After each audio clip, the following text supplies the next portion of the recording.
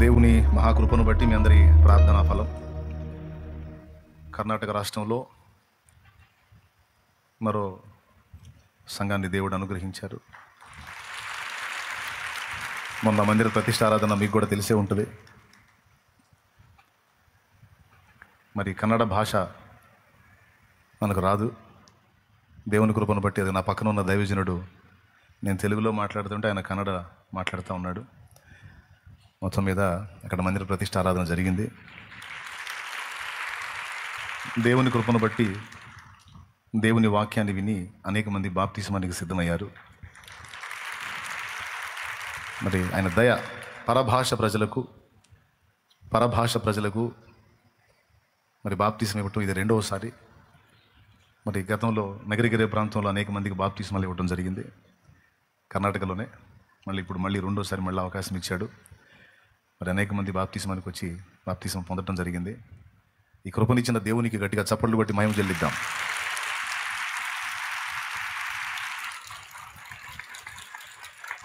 ప్రజలకు ఉపదేశం అర్థమై రక్షణకు తీర్మానం చేసుకొని రక్షింపబడటం అనేది దేవుని కృప, ఒక విజయం. అందును బట్టి దేవునికి స్తోత్రం.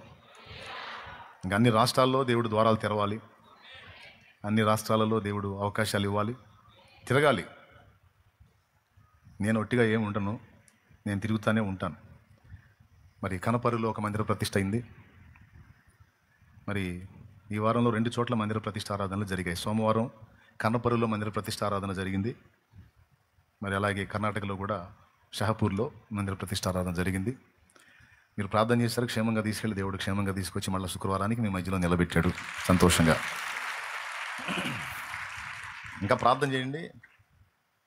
ఇప్పుడు భాష రాకపోయినా ప్రాబ్లం లేదు, ట్రాన్స్లేటర్లను పెట్టుకొని వాక్యం చెప్తాం, దేవుడు కృపనిస్తాడు. మరి బైబిల్ గ్రంథములో నుండి యెహెజ్కేలు గ్రంథము 38వ అధ్యాయం, యెహెజ్కేలు గ్రంథము 38వ అధ్యాయము 10వ వచనం చదువుతున్నాను, చిత్తగించండి. ప్రభువైన యెహోవా సెలవిచ్చినదేమనగా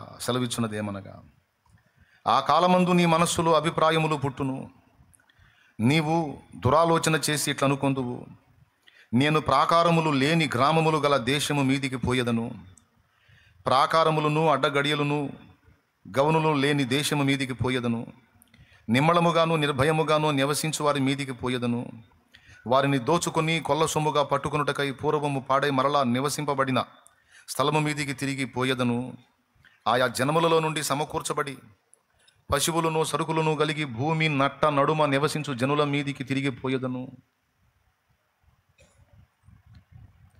సెబావారును దదాను వారును తార్షీషు వర్తకులను కొదమ సింహముల వంటి వారైన దాని వారందరూ నిన్ను చూచి, సొమ్ము దోచుకునుటకు వచ్చితివా, దోపు దోచుకునుటకు సైన్యము సమకూర్చితివా, బహుగా దోచుకొని వెండి బంగారములను పశువులను సరుకులను పట్టుకొని పోవుటకు చాలా దోపుడు దోచుకునుటకు వచ్చితివా అని నిన్ను అడుగుదురు. చిన్న మాట ప్రార్థన చేసుకుందాం. ప్రేమ కలిగిన మా మహాపరిశుద్ధ తండ్రి, ఘనుడవగు దేవా, నీకు స్తోత్రములయ్యా, స్తోత్రములు. నీ దయాపూర్వక సంకల్పాన్ని బట్టి శుభవేళ మమ్మల్ని తీసుకొచ్చి ఇంతసేపు నిన్ను ఆరాధించుకొని ప్రార్థించుకుని కృపనిచ్చావు, స్తోత్రమయ్యా. మా తండ్రి, నీ దాసుడు బలహీనుడు, నీ బలముతో నింపు, అయోగ్యుడు నీ రక్తముతో కడుగు, అపాత్రునికి కృపాదానం ఇచ్చి నీ కొరకు వాడుకోయ్యా. నీ బిడ్డలకు ఏ మాటలు అవసరమై ఉన్నవో, ఏ మాటల చేత నీ బిడ్డలు ప్రోత్సహించబడతారో, చైతన్యపరచబడతారో, నీ బిడ్డలతో మాట్లాడు, నీ దాసునితో మాట్లాడు. మేము విని గ్రహించి నిన్ను మయంపరిచినట్లు కృపనివ్వు. స్తుతి మహిమ ఘనత ప్రభావములు మీకే చెల్లిస్తూ, కృతజ్ఞతా వందనాలు చెల్లిస్తూ, యేసు ప్రశస్త నామమున ప్రార్థించి స్తుతించి వేడుచున్నాము తండ్రి, ఆమేన్. ఉపదేశాన్ని అడ్డగింపు చూసే సైతాను శక్తులు యేసు నామములో బంధించబడును గాక. ఆయన అగ్ని ప్రాకారం మన చుట్టూ ఉండును గాక. ఆయన సన్నిధి మన మధ్య ప్రత్యక్షమగును గాక. ఆయన ప్రత్యక్షతలు మనకు ప్రత్యక్షపరచబడును గాక. ఆమేన్, హల్లెలూయా. మన ప్రార్థన విని జవాబిచ్చిన దేవునికి విశ్వాసంతో స్తోత్రాలు చెప్దామా గట్టిగా? ఆమేన్. ప్రభునందు ప్రియులారా, చదువుకున్న ఈ వాక్య భాగంలో దేవుడు భవిష్యత్తు సంభవాలను కొన్నింటిని రాయించాడు. ఈరోజు పరిశుద్ధాత్మ ప్రేరణలో ముగ్గురి భవిష్యత్తును గూర్చి మీతో, లేదా నలుగురి భవిష్యత్తును గూర్చి మీతో, ముగ్గురు లేక నలుగురి భవిష్యత్తును గూర్చి మీతో పంచుకోవాలని ప్రేరేపించబడ్డాను. ముఖ్యంగా ముగ్గురు టైం దొరికితే ఆ 4వ గుంపుని గురించి కూడా మాట్లాడతాను. ముఖ్యంగా ముగ్గురి భవిష్యత్తును గురించి మీతో పంచుకుంటాను, శ్రద్ధగా వినండి. ప్రస్తుతం ప్రపంచంలో ఉన్నటువంటి పరిస్థితి మీలో చాలామందికి తెలుసు. వార్తల ద్వారా ప్రపంచంలో భూమి నట్టనడుమ నివసించేటువంటి జనాంగం ఇశ్రాయేలు జనాంగము. ఇప్పుడు యుద్ధం జరుగుతుంది. ఒకళ్ళ మీద ఒకళ్ళు మరి ఈ బాంబులు వేసుకుంటూ ఉన్నారు. ప్రాణ నష్టం జరుగుతుంది. మరి కొంతమంది గట్టి వ్యాఖ్యలే చేస్తున్నారు, అసలు ఇజ్రాయేలును లేకుండా చేయడానికి మేము నడుం కట్టాం అని కొన్ని దేశాలు ఏకమై మాట్లాడటం కూడా మనకు తెలుసు. అలాగే వాళ్ళు ప్రయోగించినటువంటి ఆయుధాలు కూడా ఐరన్ డోమ్ అన్నిటినీ అడ్డుకోలేకపోతూ ఉంది. కొన్ని వెళ్ళి పడుతున్నాయి, వాళ్ళ భూభాగంలో పడుతున్నాయి, వాళ్ళ ప్రదేశాల్లో పడుతున్నాయి. దాన్ని బట్టి మనలో కొంతమందికి నిజంగా వాళ్ళందరూ ఏకమై ఇశ్రాయేలును మట్టుబెట్టే అవకాశం ఉంది, నాశనం చేసే అవకాశం ఉంది అని సహజంగా అనుకునే అవకాశం ఉంది. ఇశ్రాయేలు అంటే భూమి మీద దేవుడు ఏర్పరచుకున్న జనాంగం. భూమి మీద దేవుడు ఏర్పరచుకున్న జనాంగం. భూమి మీద ఉన్న సకల వంశములను ఆశీర్వదించడానికి, సకల జాతుల సకల వంశముల ఆయా భాషలు మాట్లాడు ప్రజలందరినీ రక్షించడానికి రక్షకుడిని వారిలో నుంచి రప్పించటము దేవుని దయాపూర్వక సంకల్పమైంది. రక్షకుడు వారిలో నుండే వచ్చాడు. ఆయన పేరు నజరేయుడగు యేసు. మీకు అందరికీ తెలుసు.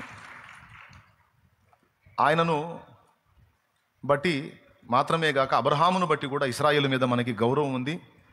మన బైబిల్ గ్రంథంలో పాత నిబంధన, క్రొత్త నిబంధన మొత్తం కూడా ఇశ్రాయేలు ప్రస్తావన ఉంది, యూదుల ప్రస్తావన ఉంది. దాంతోపాటు మరి ఆధ్యాత్మికంగా వారికి మనకి కొంత అనుబంధం కూడా ఉండింది. విశ్వాసమును బట్టి మనం అబ్రహాము సంతతి అని పిలువబడ్డాం. బైబిల్ ప్రకారం జన్మతా వారు అబ్రహాము సంబంధులు. ఇప్పుడు నిజంగానే ఆ జాతి నాశనం అవుతుందా, ఆ జనాంగం నాశనం అవుతుందా, ఇశ్రాయేలు భవిష్యత్ ఏమిటి అని కొంతమందికి సందేహం వచ్చే అవకాశం ఉంది. అయితే దేవుని వాక్యం ఇశ్రాయేలు భవిష్యత్తును గురించి ఏం చెప్పింది? దేవుడు భవిష్యత్తులోకి ప్రయాణం చేయగలడు. బాగా వినాలి. దేవుడు భవిష్యత్తులోకి ప్రయాణం చేయగలడు. భూత భవిష్యత్తు వర్తమాన కాలములలో ఉండువాడు ఆయన. ఆయన తన గ్రంథములో భవిష్యత్తులో ఏం జరగబోతున్నాయి, క్లైమాక్స్ ఏంటి, ఫినిషింగ్ టచ్ ఏంటి అనేది మొత్తం మనకి ముందే చెప్పేశాడు తన పరిశుద్ధ గ్రంథంలో. ప్రకటన గ్రంథం ఒక్కటే కాదు, ప్రవక్తల గ్రంథాలన్నిటా కూడా అనేక సంగతులు భవిష్యత్తును గురించి, ఇశ్రాయేలు భవిష్యత్తును గురించి, సంఘ భవిష్యత్తును గురించి దేవుడు మాట్లాడాడు. ఇక ఇశ్రాయేలు భవిష్యత్తును గురించి ఏమీ ఢోకా లేదు. ఎవరు ఎన్ని రకాలుగా ప్రయోగాలు చేసినా, ఎన్ని రకాల తిప్పలు పడినా ఆ జాతి నాశనం అవ్వదు. దాన్ని పూర్తిగా నాశనం చేయటం ఎవరి వల్ల కాదు, అది దేవుని ప్రవచనం. చేస్తే దేవుడే వారిని డ్యామేజ్ చేయాలి తప్ప, ఇక ఏ జనానికి కూడా ఆయన అవకాశం ఆయన ఇస్తే తప్ప, లేకపోతే వాళ్ళను ముట్టే సీన్ ఎవరికి లేదు. ఎందుకంటే దేవుడు ప్రారంభం నుండి వారి పక్షం వహించాడు. ఎందుకంటే అబ్రహామును బట్టి ప్రస్తుత ఇశ్రాయేలు ఎంత పరిస్థితిని ఎదుర్కొన్నా, భవిష్యత్తులో ఇంకా ఎలాంటి వార్తలు వచ్చినా లేఖనం అయితే నిరర్థకం కాదు. మనం ఎప్పుడు కూడా బయట ప్రాపంచిక పరిస్థితులతో పాటు గ్రంథములోకి చూడటం కూడా అలవాటు చేసుకోవాలి. బయట పరిస్థితులతో పాటు గ్రంథములో దేవుడేం చెప్పాడన్న విషయాలను కూడా పరిగణలో తీసుకొని ఆ విషయాలు కూడా మనం అన్వేషించాలి. వాటి విషయంలో కూడా మనం గ్రహింపు కలిగి ఉండాలి. స్తోత్రం చెప్పండి అందరూ. ఇప్పుడు మీకు ఒక డౌట్ రావచ్చు, ఇప్పుడు ఇశ్రాయేలు భవిష్యత్తు గురించి ఎవరు దిగులు పడ్డారు, మాకు ఆలోచన లేదు అని ఒకవేళ మీరు అనుకుంటారేమో. ఒకవేళ మీరున్న ఇబ్బందులను బట్టి, మీరున్న సమస్యలను బట్టి మీ బాధలే మీకు అన్ని సమస్యల కంటే పెద్దగా అనిపించవచ్చు. కానీ కొంతమంది భక్తిగల విశ్వాసులకి యెరూషలేము క్షేమం కోసం ప్రార్థన చేసేవాళ్ళు ఉంటారు, ఇశ్రాయేలు క్షేమం కోసం ప్రార్థన చేసేవాళ్ళు ఉంటారు. కాబట్టి ఇశ్రాయేలు భవిష్యత్తు తెలుసుకోవటం మనకు అవసరమై ఉంది. ఎందుకంటే మన భవిష్యత్తు ఇశ్రాయేలు భవిష్యత్తు మీద డిపెండ్ అయి ఉంది. అది వింత. ఇశ్రాయేల్లో జరిగే సంఘటనలకు యేసయ్య రెండవ రాకడకు లింక్ ఉంది. కాబట్టి ఇశ్రాయేల్లో జరుగుతున్నటువంటి పరిణామాలు ఖచ్చితంగా మనం తెలుసుకొని ఉండాలి. అటుపక్క ఒక దృష్టి వేసి ఉండాలి. అటుపక్క ఒక దృష్టి వేసి ఉంటేనే ఇక నెక్స్ట్ ఏంటి అనేది మనకి అర్థమైద్ది. కాబట్టి మీరు సెల్ ఫోన్ చూడవచ్చు, టీవీలు చూడవచ్చు, చూడొద్దని నేను అన్నా, మీరు ఆగరు. కాబట్టి చూసేదేదో చెత్త వాటిని చూడకుండా, పనికిమాలిన వాటిని చూడకుండా, పనికొచ్చేవి భవిష్యత్తును గురించి నిన్ను జాగ్రత్త చేసే విషయాలు కొన్ని ఉన్నాయి, వాటి మీద దృష్టి పెట్టు. అందులో ఒకటి ఇశ్రాయేల్లో జరుగుతున్న పరిణామాలు. వాటి మీద తప్పకుండా నేను ఉన్నంత వరకు ఖచ్చితంగా ఇశ్రాయేల్లో జరుగుతున్న పరిణామాల మీద మనం దృష్టి పెట్టాలి. ఇది గుర్తుపెట్టుకో, ఇంట్రెస్ట్ ఉంటే రాసుకో. ఎందుకంటే ఏ దేశాన్ని గురించి నువ్వు చూసినా చూడకపోయినా ఇశ్రాయేలులో జరుగుతున్న పరిణామాలకి యేసయ్య రాకడికి లింక్ ఉంది కనుక నువ్వు ఖచ్చితంగా చూడాలి, అది తెలుసుకోవాలి. నేనైతే ఖచ్చితంగా చూస్తా, ఎప్పుడు ఒక దృష్టి అటేసే ఉంచుతా, ఏం జరుగుతుంది, అక్కడేం జరుగుతుంది అనేది. 1000 ఏళ్ల నీతి పరిపాలనలో కూడా దానికి సంబంధం ఉంది. ఎందుకంటే యెరూషలేమునే కేంద్రంగా చేసుకొని యేసయ్య పరిపాలిస్తాడు 1000 ఏళ్ల నీతి పరిపాలనలో. ఆ 1000 ఏళ్ల పరిపాలనలో కేంద్ర స్థానం ఏదో తెలుసా? యెరూషలేమే. కాబట్టి దాంతో మనకి లేఖనాల్లో చూస్తే చాలా లింకులు ఉన్నాయి కనుక దాన్ని అబ్జర్వ్ చేయడం అనేది అవసరం అని చెప్పాను. ఇక నెక్స్ట్ పాయింట్కి వస్తా. ఇది దాని గురించి ఎందుకు తెలుసుకోవాలి మనం అనే దాని గురించి వివరణ ఇచ్చాను. ఇప్పుడు దాని భవిష్యత్ ఏంటి అంటే, ఈరోజు నిత్యము యుద్ధాలతో దాడులతో సతమతం అయిపోతున్నటువంటి ఆ దేశము భవిష్యత్తులో చాలా నిమ్మళముగా ఉండబోతుంది. ఇక ఏ యుద్ధాలు, ఏ దాడులు, ఏ ఎఫెక్ట్లు, ఏ డ్యామేజీలు లేకుండా ఇజ్రాయెల్ నంబర్ 1గా ఉండబోతుంది. అది యెహెజ్కేలు 38లో దేవుడిచ్చిన సాక్ష్యం. అర్థమైందా? ఇప్పుడు చూడండి, ఇక అంత్యదినములలో యేసయ్య రాకడకు ముందు ఇజ్రాయేలు మీదికి రష్యా పోతుంది. ఆ రష్యాను రోషు అంటాడు గ్రంథంలో. రష్యాను ఏమంటాడు? రోషు అంటాడు. ఈ రోషు పోయింది దాని మీదికి. చుట్టుపక్కల మిత్రదేశాలను కలుపుకొని విస్తారమైన సైన్యాన్ని సమకూర్చుకొని, ఎప్పుడయ్యా? క్లైమాక్స్లో యేసయ్య రాకడకు ముందు ఈ రోషు పోతుంది దాని మీదికి. ఎందుకు పోతుంది అంటే దోపుడు సొమ్ము దోచుకోవడానికి. అక్కడ దానికి ఉండే ప్రయోజనాలు దానికి ఉన్నాయి కాబట్టి అది పోతుంది. ఖచ్చితంగా భవిష్యత్తులో ఇది జరిగిద్ది. రష్యా ఇజ్రాయెల్ మీదకి యుద్ధానికి పోతుంది. పోయేటప్పుడు సామాన్యంగా పోదు, విస్తారమైన సైన్యము, గొప్ప సైన్యం సమకూర్చుకొని ఆ చిన్న దేశం మీదకి యుద్ధానికి పోతుంది.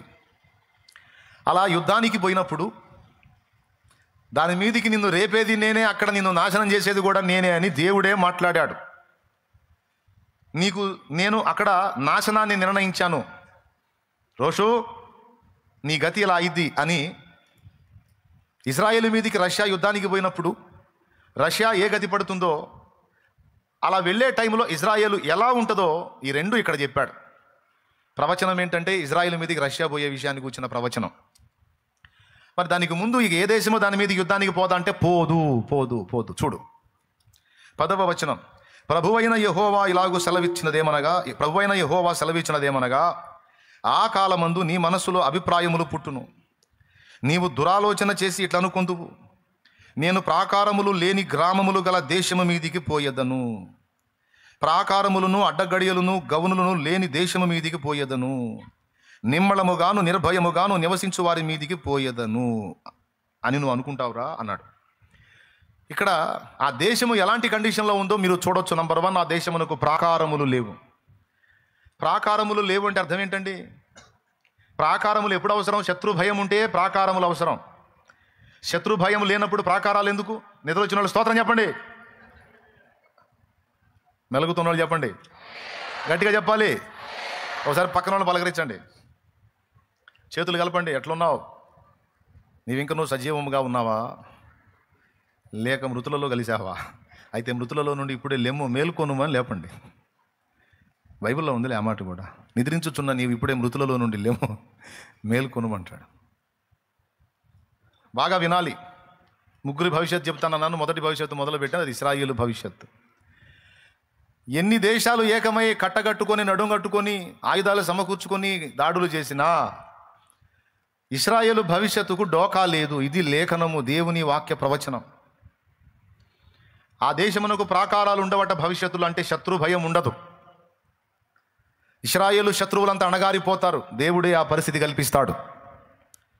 ఎందుకంటే ఆ జనాంగము చేసినటువంటి పాపాలకు కొన్నిసార్లు శత్రువులకు అప్పగించాడు, కానీ వారి పశ్చాత్తాప్తులై దేవుని వైపు మళ్ళుకున్న ప్రతిసారి వాళ్ళని క్షమిస్తూ వాళ్ళ పక్షంగా దేవుడు యుద్ధం చేస్తూ వచ్చాడు.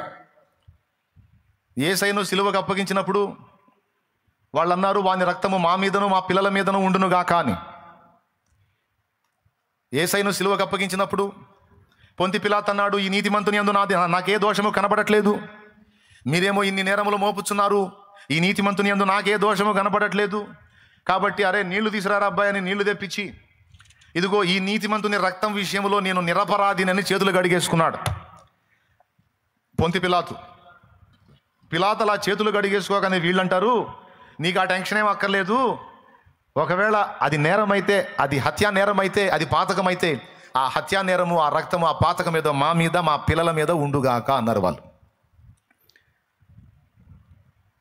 కాబట్టి యేసయ్య సిలువనేసుకొని యెరూషలేము వీధులలో నడుచుకుంటా పోచున్నప్పుడు యెరూషలేము కుమార్తెలు రొమ్ము కొట్టుకొనుచు ఏడుస్తారు. అయ్యయ్యో అన్యాయముగా ఈయనను సిలువ వేస్తున్నారు అయ్యో అని వాళ్ళు రొమ్ము కొట్టుకుంటూ ఏడుస్తుంటే, బాధపడుతుంటే అప్పుడు యేసయ్య ఒక మాట అన్నాడు, మీకు గుర్తుందో లేదో, అమలారా యెరూషలేము కుమార్తెలారా, నా కోసము ఏడవకండి, మీ కోసము మీ పిల్లల కోసం ఏడవండి. ఎందుకంటే నేను ఇప్పుడు కల్వరి శిలువలో లోక పాపములను మోసుకొని పోవచ్చు, దేవుని గొర్రె పిల్ల వలె ప్రాణం పెడతా, సమాధి చేయబడతా, 3వ నాడు తిరిగి లెగుస్తా. కానీ నన్ను సిలువ వేసిన పాతకం, నా రక్తము మీ మీదను మీ పిల్లల మీద ఉండాలని మీ మగవాళ్ళు కోరుకున్నారు. ఆ రక్తం ఇప్పుడు మీ మీదకి, పిల్లల మీదకి వచ్చింది. యెరూషలేము దండ్ల చేత చుట్టబడిద్ది, దారుణంగా నాశనం చేయబడిద్ది, దాని ఫలితం ఖచ్చితంగా అది అనుభవించాల్సిందే. మీకు తెలుసా, నిజంగానే యెరూషలేము దండ్ల చేత చుట్టబడింది. అక్కడ ఉన్నటువంటి ప్రజలంతా భూమి యొక్క నలుదిశలా చెదరగొట్టబడ్డారు. తర్వాత తిరిగి మళ్ళా వాళ్ళు ఒక రాజ్యముగా, ఒక దేశముగా ఏర్పడే జరిగి చాలా వందలాది సంవత్సరాలు అయిపోయింది. 1947 మనకి స్వాతంత్ర్యం వస్తే, మనకు వచ్చిన సంవత్సరానికి 1948 వాళ్ళకి స్వాతంత్ర్యం వచ్చింది. ఇజ్రాయిల్ ఒక స్వతంత్ర దేశంగా ఏర్పడింది. వాళ్ళ భూభాగంలో మళ్ళా పరిపాలన ప్రారంభించుకుంది. ఎప్పుడు 1948లో. ఎప్పుడు చెదరగొట్టబడ్డారు? క్రీస్తు శకం 70లో చెదరగొట్టబడ్డారు. ఏ ఫలితంగా చెదరగొట్టబడ్డారు? వాళ్ళు అన్నారు, వాని రక్తము మా మీదను మా పిల్లల మీదను ఉండునుగా. కానీ ఆ శాపాన్ని వాళ్ళు అనుభవించడం మొదలుపెట్టి దాన్ని వందల సంవత్సరాలు అనుభవించారు. అనుభవించిన తర్వాత మొత్తం మీద మళ్ళా క్లైమాక్స్లో అక్కడికి చేరారు. వాళ్ళందరూ ఒక దేశముగా, ఒక రాజ్యముగా ఏర్పడి పరిపాలన మొదలుపెట్టడమే రాకడ సమీపమైందంటానికి ఒక అద్భుతమైన గుర్తు. దేవునికి స్తోత్రం కలుగును గాక. అదైతే జరిగింది. 48 అంటే అయ్యి ఒక 2, 50, 52, ఇది ఒక 25, ఏనాయా 77 సంవత్సరాలు ఇంచుమించు అయిపోయింది. అంటే ఇప్పుడు ఇంకా దగ్గరకు వచ్చింది సమయం. అందుకే జరుగుతున్న పరిణామాలన్నీ తీవ్రతరం అవుతున్నాయి. మళ్ళా జరుగుతాయి. ఇశ్రాయేలుకు శత్రువుల మీద జయం వస్తుంది. ఇశ్రాయేలు శత్రువు అంతా కూడా అణగారిపోతుంది. ఏ స్థాయికి అణగారిపోతుందంటే, ఇశ్రాయేలు ప్రాకారాలు కట్టుకోవటమే మానేసిద్ది. కాంపౌండ్స్ ఉండవు, ఇక కంచెలు ఉండవు. ప్రాకారములు లేని పురము అన్నాడు, గ్రామములు అన్నాడు. అసలు ఇప్పుడు జరుగుతున్న యుద్ధం అంతా జరగకముందు వాళ్ళ గ్రామాల్లోకి వచ్చి దాదాపు 1000 మందికి పైగా చంపారు. గుర్తుందా? దాదాపు 2 ఏళ్ల క్రితం అనుకుంటాను. 2 ఏళ్ల క్రితం గాజా వాళ్ళు వచ్చి అటాక్ చేశారు కదా, 1000-1200 మందిని చంపేశారు కదా, కొంతమందిని బానిసలుగా పట్టుకొని పోయారు ఇశ్రాయేలీయుల్ని. అప్పుడు మొదలైందే కదా ఇది. అప్పటి నుంచి మొదలుపెట్టి అన్నిటి మీద వాళ్ళు యుద్ధం చేస్తూ ఉన్నారు. అక్కడ మీరు వీడియోలో చూస్తే కంచె ఉంటుంది. ఆ కంచె మీదుగా వాళ్ళు ఆ బెలూన్స్ వేసుకొని వస్తారు. పారాచూట్లు ఉంటాయి కదా, అవి వేసుకొని దిగుతారు. లోపలికి దిగి వాళ్ళు కాల్పులు జరిపి చాలామందిని చంపేశారు. కంచె మీద ఒక చోటేమో కంచెని బ్లాస్ట్ చేస్తారు. కానీ భవిష్యత్ ఏం జరగబోతుందంటే, ఇక కంచెలతో నిమిత్తం లేదు. ఎందుకంటే శత్రు భయం ఏమీ లేక ఇజ్రాయేలు నెమ్మది పొందబోతుంది. అది భవిష్యత్తు. ఏమేం చెప్పాడు ఇక్కడ? నంబర్ 1, ప్రాకారములు లేని గ్రామములు, అడ్డగడియలును గౌనులు లేని దేశము. ఈ 2 కాదు, నిమ్మళముగాను నిర్భయముగాను నివసించు వారి మీదికి పోయేదను. భవిష్యత్తు ఇజ్రాయేలుకి ఏం జరుగు? నిమ్మళం రాబోతుంది, నిర్భయముగా వాళ్ళు నివసించబోతా ఉన్నారు. ఇది ఇజ్రాయేలు భవిష్యత్తు. అయితే తర్వాత ఏం జరిగింది? రష్యా దాని మీదకి యుద్ధానికి పోయినప్పుడు దేవుడే ఇశ్రాయేలు పక్షమున మరొక భీకరమైన యుద్ధం జరిగించబోతున్నాడు. నాడు ఐగుప్తు నుంచి వాళ్ళని బయటికి తీసుకొచ్చినప్పుడు, ఎర్ర సముద్రం దగ్గర వాళ్ళని నిలిపి వాళ్ళ ఎదుట సముద్రమును పాయలు చేసి అద్దరికి వారిని దాటించి సముద్రము నట్ట నడుమ ఐగుప్తీయులను, వారి రథములను, ఫరోను అతని సైన్యమును ముంచివేసినట్టుగా రష్యా తీసుకోబోతున్నటువంటి చర్యల విషయంలో దేవుడు దాని మీద చర్య తీసుకొని ఇశ్రాయేలు మీదికి వచ్చినటువంటి ఆ విస్తారమైన సైన్యమును ఆయన నాశనము చేయటం జరుగుతుంది. ఆ దేవుని కోపములో ఇశ్రాయేలు పక్షంగా దేవుడు చేసే ఆ యుద్ధములో చనిపోయిన వాళ్ళని పూడ్చిపెట్టడానికి 7 నెలల కాలం పడుతుందంట. ఆ డెడ్ బాడీస్ని పూడ్చిపెట్టడానికి పట్టే సమయం 7 నెలల కాలం. అంటే 7 నెలల వరకు డెడ్ బాడీస్ని సేకరిస్తూనే ఉంటారు, పూడ్చిపెడతానే ఉంటారు. అంతమంది హతులైపోతారు. అర్థమైందా? అంటే ఇక ఇజ్రాయేలును శ్రమ పెట్టడానికి ఎవరికి ఛాన్స్ లేదు. ఫైనల్లో అంత్య అబద్ధ క్రీస్తు వచ్చి వాడు చేస్తాడు కొద్దిగా ఇబ్బంది. అర్థమైందా? ఇక రాను ఇజ్రాయేలు అణగారిపోవటం కాదు, ఇజ్రాయేల్ ఇంకా బలం పుంజుకుంటుంది. ఫైనల్లో అంత్య అబద్ధ క్రీస్తు చేతిలో మాత్రమే ఇజ్రాయేల్ శ్రమ పడుతుంది. ఇది ఇజ్రాయేలు భవిష్యత్తు. దేవునికి స్తోత్రం కలుగును గాక. ఇప్పటికే మీరు గమనించినట్లయితే నెట్లో సెర్చ్ చేసి చూడండి. ఇప్పుడు మనం వాడుతున్న అప్డేట్ లేటెస్ట్ టెక్నాలజీ చాలా వరకు వాళ్ళు డెవలప్ చేసిందే. మైండ్ పోయిద్ది వాళ్ళు కనుగొన్నవి చూస్తే. తెలుసా మీకు? ప్రపంచాన్ని ప్రభావితం చేసినటువంటి వ్యక్తులంతా కూడా యూదుల్లో నుంచే వచ్చారు. అణుబాంబుని కనుగొన్న, అణుతత్వాన్ని కనుగొన్నటువంటి ఆల్బర్ట్ ఐన్స్టీన్ అనేవాడు యూదుడే. కార్ల్ మార్క్స్ అనేవాడు యూదుడే. ప్రపంచంలో మెజారిటీ ప్రజల్ని తన ఫాలోవర్స్గా, ఆరాధకులుగా కలిగి ఉన్న నజరేయుడగు యేసు కూడా యూదుల్లో నుంచి వచ్చినవాడు. ఇప్పుడు మనం వాడుతున్న టెక్నాలజీలో చాలా వరకు వాళ్ళు డెవలప్ చేసింది. వాళ్ళ వ్యూహాలు, వాళ్ళ ఐడియాలజీ అంత స్పెషల్. భూమి మీద ఏ జనముకు కూడా లేనంత జ్ఞానాన్ని, ఐడియాలజీని దేవుడు వాళ్ళకు అనుగ్రహించాడు. ఎందుకంటే ఆ జనమును దేవుడు ఏర్పరచుకున్నాడు.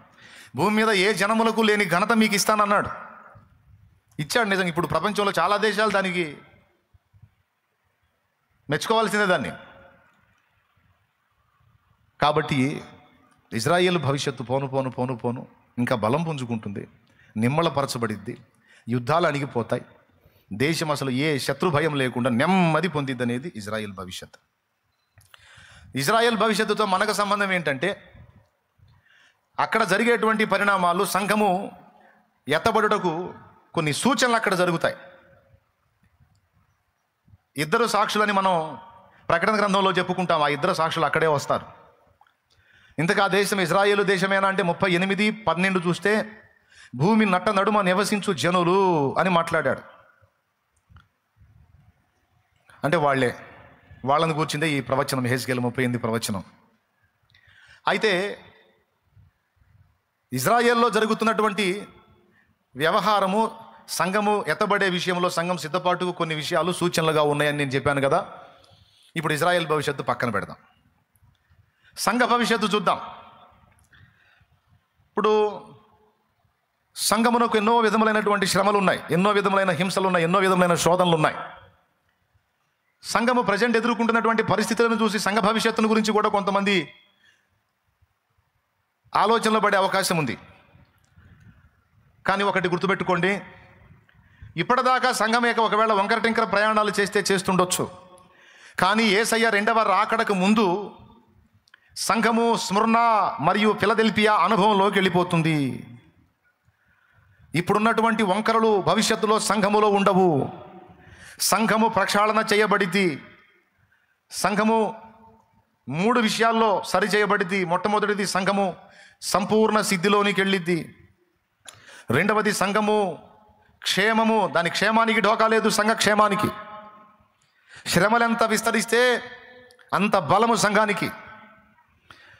సంఘానికి ఇబ్బంది ఏదన్నా ఉంది అంటే సంఘానికి సుఖాలే నష్టాలు సంఘానికి. కానీ శ్రమలు సంఘమునకు ఊతమిస్తాయి, ఊపిరినిస్తాయి, ఉజ్జీవాన్ని తెస్తాయి. కాబట్టి ఎంత శ్రమ పొందుతుందో అంత క్షేమాన్ని సంఘం కలిగి ఉంటుంది. మొట్టమొదటిది, పరిశుద్ధులు సంపూర్ణులు అవుతారని చెప్పాను.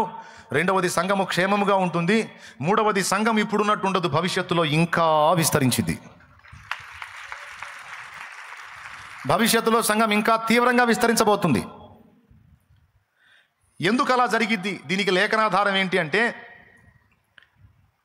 కడవరి వాన కురిసిద్ది భవిష్యత్తులో, ఇంకా కొద్ది కాలములో. కడవరి వాన కురవక ముందు వరకు ఈ సంఘము ఈ అస్తవ్యస్త పరిస్థితిని ఎదుర్కొంటుంది. సిద్ధాంత అయోమయం, గందరగోళం, ప్రతికూలతలు, దాడులు, శోధనలు ఇవన్నీ సంఘం ఎదుర్కొంటుంది.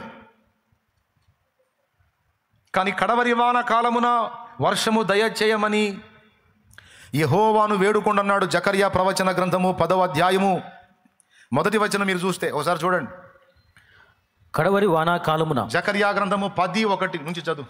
కడవరి వానాకాలమున వర్షము దయచేయమని యెహోవాను వేడుకొనుడి. ప్రతివాని చేనులోని పైరు మొలుచున్నట్లు యెహోవా మెరుపులను పుట్టించును, ఆయన వానలు మెండుగా కురిపించును. చాలు చాలు చాలు. ప్రవక్త వర్షాకాలంలో వానలు కురిపించమని అడగమంటున్నాడా? లేకపోతే ఏ వాన గురించి ఆయన మాట్లాడుతున్నాడు? ఏ వర్షాన్ని గురించి మాట్లాడమంటున్నాడు? కురిపించుము దేవా నీ ఆత్మ వర్షము. ఒక గొప్ప జనమును కదిలించడానికి, విడిపించడానికి, ఉజ్జీవాన్ని తీసుకొని రావడానికి ఒక్కని మీదికి పంపించాడు ఆత్మని. ఒక్కని మీదికే కుమ్మరించాడు. ఆ కుమ్మరించినటువంటి ఆత్మలో ఒక పాలు నిర్ణయిస్తే 70 మంది మీదికి వచ్చింది. అంటే అంతమంది మీదికి వచ్చినటువంటి ఆత్మ ఒకడి మీదనే ఉంచాడు. ఆ ఒకడెవరో కాదు, దైవజనుడు ప్రవక్తయగు మోషే. ఆ ఒకని మీద తన ఆత్మ నుంచి ఆ ఒకరిని రేపి వదిలితే ఐగుప్తును బద్దలు కొట్టి, ఐగుప్తు రాజు వెన్నులో వణుకు పుట్టించి ప్రజలందరినీ బంధ విముక్తుల్ని చేశాడు దైవజనుడైన మోషే. ఇశ్రాయేలు మొత్తాన్ని కూడా బయలు వైపు తిప్పి దేవుని ప్రజలందరినీ కూడా 2 తలంపుల మధ్య తడబడేటట్టు చేసి తన జార చోర క్రియలన్నిటినీ నిరాటంకంగా జరిగించుకుంటున్నటువంటి దుష్టురాలైన యెజబేలు కాలములో యెహోవా ప్రవక్తలందరినీ కత్తివాత హతము చేసింది. యెహోవా బలిపీఠాలు పడగొట్టించింది. బాహాటంగా ఎవరైనా యెహోవా ఆరాధన చేస్తే వాళ్ళని చంపేసింది. ఓబద్యా అనేటువంటి భక్తిపరుడు యెహోవా ప్రవక్తలను గుహలో ఏబదేసి 100 మందిని ఉంచి వాళ్లకు రహస్యంగా ఆహారం అందిస్తూ వాళ్ళని కాపాడుకున్నాడు. అంత దుష్టత్వం చేసింది దుష్టురాలైన యెజబేలు ఆట కట్టించి బయలు వైపు నుంచి ఇశ్రాయేలును యెహోవా వైపు తిప్పడానికి ఒక్కడిని ఏర్పరచుకున్నాడు. ఆ ఒక్కడు దైవజనుడు ప్రవక్తయగు ఏలియా. ఐగుప్తు బంధకాల్లో ఉన్నప్పుడు మోషేని అభిషేకించి మోషే మీద ఆత్మను పంపించి ఒకని మీద ఎంత ఆత్మనుంచాడో చూడండి, ఎంత శక్తి నుంచాడో చూడండి. ఆ ఒకని ద్వారా ఆ ప్రజలందరినీ బయటికి తీసుకొచ్చి విస్తారమైన ఆత్మను రక్షించాడు అన్నాడు.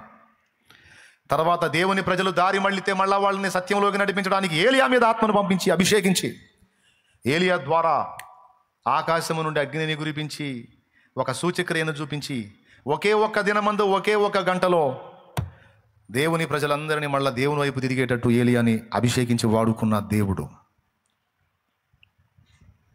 తన ఆత్మను తన బిడ్డల మీద కుమ్మరిస్తాడు. వారి ద్వారా సమాజంలో ఒక ఉజ్జీవం వస్తుంది, ఒక చైతన్యం వస్తుంది. దేవుని ప్రజలందరినీ దారి మళ్ళించిన యెజబేలును ఎదిరించిన ఏలియా అభిషేకం. దేవుని ప్రజలందరినీ దారి మళ్ళించిన యెజబేలును ఎదిరించిన ఏలియా అభిషేకం. ఐగుప్తు రాజును గడగడ వణికించి, ఐగుప్తు రాజును గడగడ వణికించి తన వారిని విడిపించిన మోషే అభిషేకం. తన వారిని విడిపించిన మోషే అభిషేకం. హల్లెలూయా హల్లెలూయా హల్లెలూయా హల్లెలూయా హల్లెలూయా హల్లెలూయా ఆరాధన, హల్లెలూయా హల్లెలూయా ఆరాధన.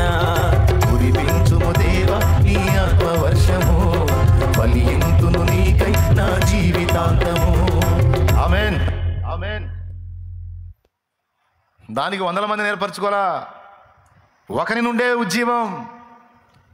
అయితే ఆశ్చర్యం ఏంటంటే అంత్య దినములలో ఒక మోషే కాదు, ఒక ఏలియా కాదు, మోషేల గుంపు ఏలియాల గుంపు లేవబోతుంది. అది కొడితే గట్టిగా సంతోషంగా. ఇది దేవుని వాక్యం, దేవుని వాక్యం, దేవుని ప్రవచనం. ఇది అంత్య దినములలో కడవరి వాన కాలమున ఆత్మ కుమ్మరింపబడినప్పుడు ఒక ఏలియా కాదు, సత్య విషయమై రోషం కలిగిన ఒక పెద్ద ఏలియాల సమూహమే లెగుస్తుంది. ఆ గుంపులో స్త్రీలు ఉంటారు, పురుషులు ఉంటారు, ఏలియమ్మలు ఉంటారు, ఏలియాలు కూడా ఉంటారు, లేడీస్ కూడా వస్తారు. క్రీస్తు యేసునందు స్త్రీ అనియు పురుషుడనియు గ్రీసు దేశస్థుడనియు సిథీనుడనియు యూదుడనియు భేదము లేదన్నాడు. కాబట్టి అంత్యకాల ఉజ్జీవంలో స్త్రీలు పురుషులు మొత్తం లెగుస్తారు. ఏలియాల గుంపు మోషేల గుంపు లెగుస్తుంది. మోషేల గుంపు ప్రజలను బంధ విముక్తుల్ని చేస్తే ఏలియాల గుంపు సత్యం విషయంలో రోషము కలిగి ప్రజ్వలిస్తుంది. అది ఆనాడేమో ఒక్కరు, ఇప్పుడు గుంపు. ఏమన్నా అర్థమైందా మీకు నేను చెప్పింది? నాడు ఒక్కరే మోషే, నాడు ఒక్కడే ఏలియా, నేడు గుంపు. సత్య విషయమై రోషం కలిగిన గుంపు, వాక్య విషయమై రోషం కలిగిన గుంపు, ఆత్మల విషయమై భారం కలిగిన గుంపు దేవుడు లేవనెత్తుకుంటున్నాడు. ఎవరి మీదకైతే దేవుడు తన ఆత్మను పంపాడో వాడిని గుంట తీసి పూడిచిపెట్టినా ఉండడు, రాళ్ల కింద వేసి కప్పిపెట్టినా ఉండడు, మొత్తం బద్దలు చేసుకొని బయటకు వస్తాడు. ఆడ మనిషి మగ మనిషి అందరూ పరిగెత్తుతారు. నువ్వు ఉండమన్న చాటు ఉండలేదు, ఏందిరా అంటే ఆగట్లేదురా నా అభిషేకం అని లెగుస్తారు. ఆత్మ దావీదు మీదకి వచ్చెను, సింహమును చీల్చి అవతల పడేసాను. సంసోను మీదకి ఆత్మ వచ్చెను, సింహమును ఒక మేకపిల్లను చీల్చినట్టు చీల్చి పడేసాను. దావీదు మీదకి ఆత్మ వచ్చెను, గొలియాతుకి ఎదురుపోయాను. అంతే, ఆత్మ వచ్చిందంటే ఇంకా ఎవడి మాట పట్టించుకోరు. పరిశుద్ధాత్మతో నింపబడితే ఇక సావా బతుక మేలా కీడ ఏం పట్టావు, వెళ్ళిపోతారు, యుద్ధ భూమిలోకి వెళ్ళిపోతారు. రణమునకి ఇక భయం లేదు, పిరిగితనం అన్న ఛాయే లేదు, కనబడదు. అభిషేకపు ప్రభావం అది. అక్కడ ఇశ్రాయేలు సైన్యం చాలామంది ఉన్నారు, అందరూ గొలియాతును చూసి దడుచుకొని పరిగెత్తారు. కానీ దావీదు మాత్రం గొలియాతును చూసి యుద్ధమునకు రేపబడ్డాడు. కారణం, వాళ్లకు లేనిది దావీదుకు ఉన్నది ఏంటంటే అభిషేకము. అభిషేకము గల వారిని ఆపిన ఆగరు, అభిషేకం లేని వాళ్ళని బతిలాడినా వాళ్ళు స్పందించరు. వాళ్ళ బతుకులు అంతే. అంత్య దినములలో దేవుడు తన ఆత్మను జనులందరి మీద కుమ్మరిస్తాడు. కడవరి వానాకాలం ఉంది, తొలకరి వానాకాలం ఉంది. తొలకరి వానాకాలం అయిపోయింది. అపోస్తలుల కార్యములు 2వ అధ్యాయములో తొలకరి వాన కురిసింది. అబ్బా ఏం వర్షం అది! పెంతెకోస్తు పండుగ నాడు అగ్ని నాలుకల వలె విభాగింపబడి వారి మీద వ్రాలినప్పుడు 2 కార్యాలు, 1000 మంది రక్షణ. అభిషేకము కనబడుతున్నప్పుడు గుర్తు ఏంటంటే ప్రజలు రక్షింపబడతా ఉంటారు, సంఘములో చేర్చబడతా ఉంటారు. అది గుర్తు. ఆత్మ కలిగిన సంఘమునకు, అభిషేకం కలిగిన సంఘమునకు, దేవుడు కదులుతున్న సంఘమునకు గుర్తు ఏమిటంటే విస్తారమైన ఆత్మల రక్షణ కార్యం జరుగుతూ ఉంటది. ఆ ఉజ్జీవం అనేది ఆనాడు జరిగింది. తొలకరి వర్షము కురిసినప్పుడు ప్రదేశాలే ప్రభావితమయ్యాయి. పట్టణాలు, ప్రాంతాలు ఉజ్జీవంతో నిండిపోయాయి. యెరూషలేములో ఉంటే ఒక 2 కార్యాల్లో 8,000 మంది విశ్వాసులు అయిపోయారు. 8,000 మంది ప్రభు తట్టు తిరిగారు. మళ్ళీ ఎట్లా తిరిగారు? అపోస్తలుల బోధయందు, సహవాసమందు, రొట్టె విరుచుటయందు, ప్రార్థన చేయుటయందు ఎడ తెగకై ఉండిరట. దేవుని స్వస్థతలు, సూచక్రియలు, మాతకార్యాలు, అద్భుతాలు నాటి భక్తుల ద్వారా, అపోస్తలుల ద్వారా స్పష్టంగా జరిగాయి. అది తొలకరి వాన. అర్థమైందా? ఆ వాన పడ్డప్పుడు విత్తనాలు నాటబడతాయి, మొలకెత్తుతాయి అన్నమాట. ఇక అది ఏపుగా పెరగటానికి మధ్యలో చిరుజల్లులు పడుతుంటాయి. తొలకరి వాన, కడవరి వాన మధ్యలో జల్లులు, అప్పుడు ఒక జల్లు, అప్పుడు పడతా ఉంటుంది. అర్థమైందా? ఇప్పుడు తొలకరి వాన అయిపోయింది. అపోస్తలుల కార్యముల్లో విస్తారంగా ఆత్మ రక్షణ కార్యం జరిగింది. అంతటితో అయిపోలా. భవిష్యత్తులో, సమీప భవిష్యత్తులో మళ్ళీ కడవరి వాన కురవబోతుంది. అది గుర్తుపెట్టుకోవాల్సింది. ఇది సంఘ భవిష్యత్తు. ఎంతమందికి అర్థమవుతుంది? మనలో మన మాట అర్థమైతే చేతులు ఎత్తండి. చాలా సంతోషం, అందరికి అర్థమవుతుంది. ఎంత డెవలప్ అయ్యారండి మీరు. ఇప్పుడు అక్కడొక సంఘం మీద చిరుజల్లులు గురుస్తున్నాయి.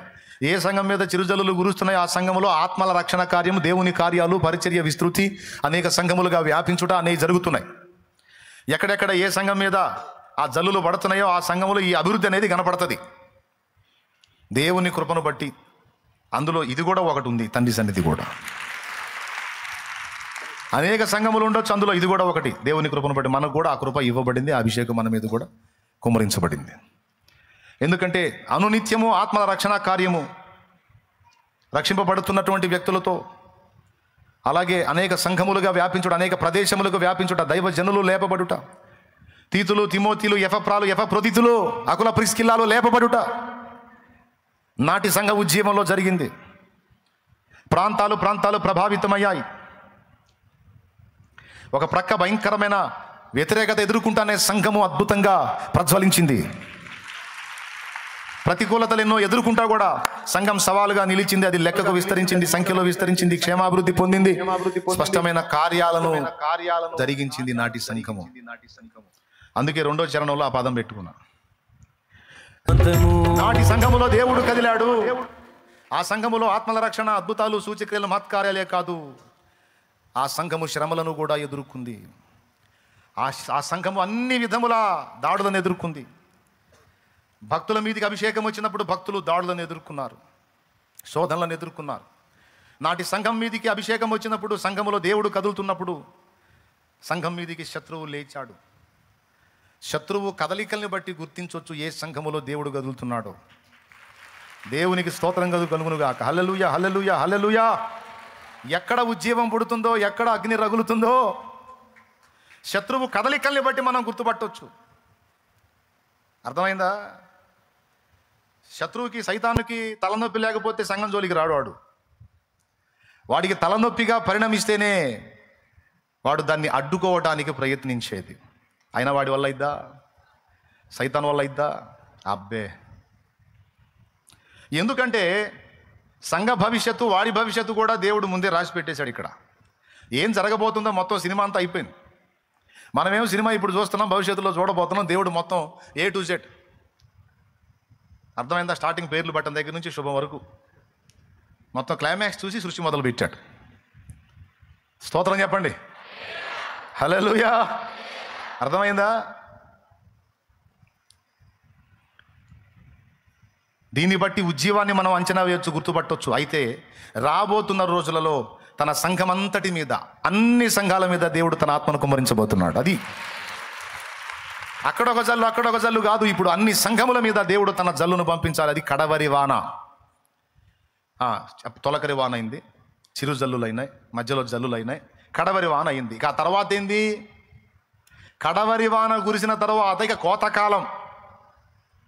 ఏం కాలం? ఆ కోత ఎలా ఉంటుందంటే, అది నేను చెబుతుంది, సంఘము పరిపూర్ణత చెందుతుంది, క్షేమం పొందుతుంది అని రెండే కదా, లెక్కించలేనంత రీతిలో విస్తరిస్తుంది అనే మాట నేను చెప్పాను కదా.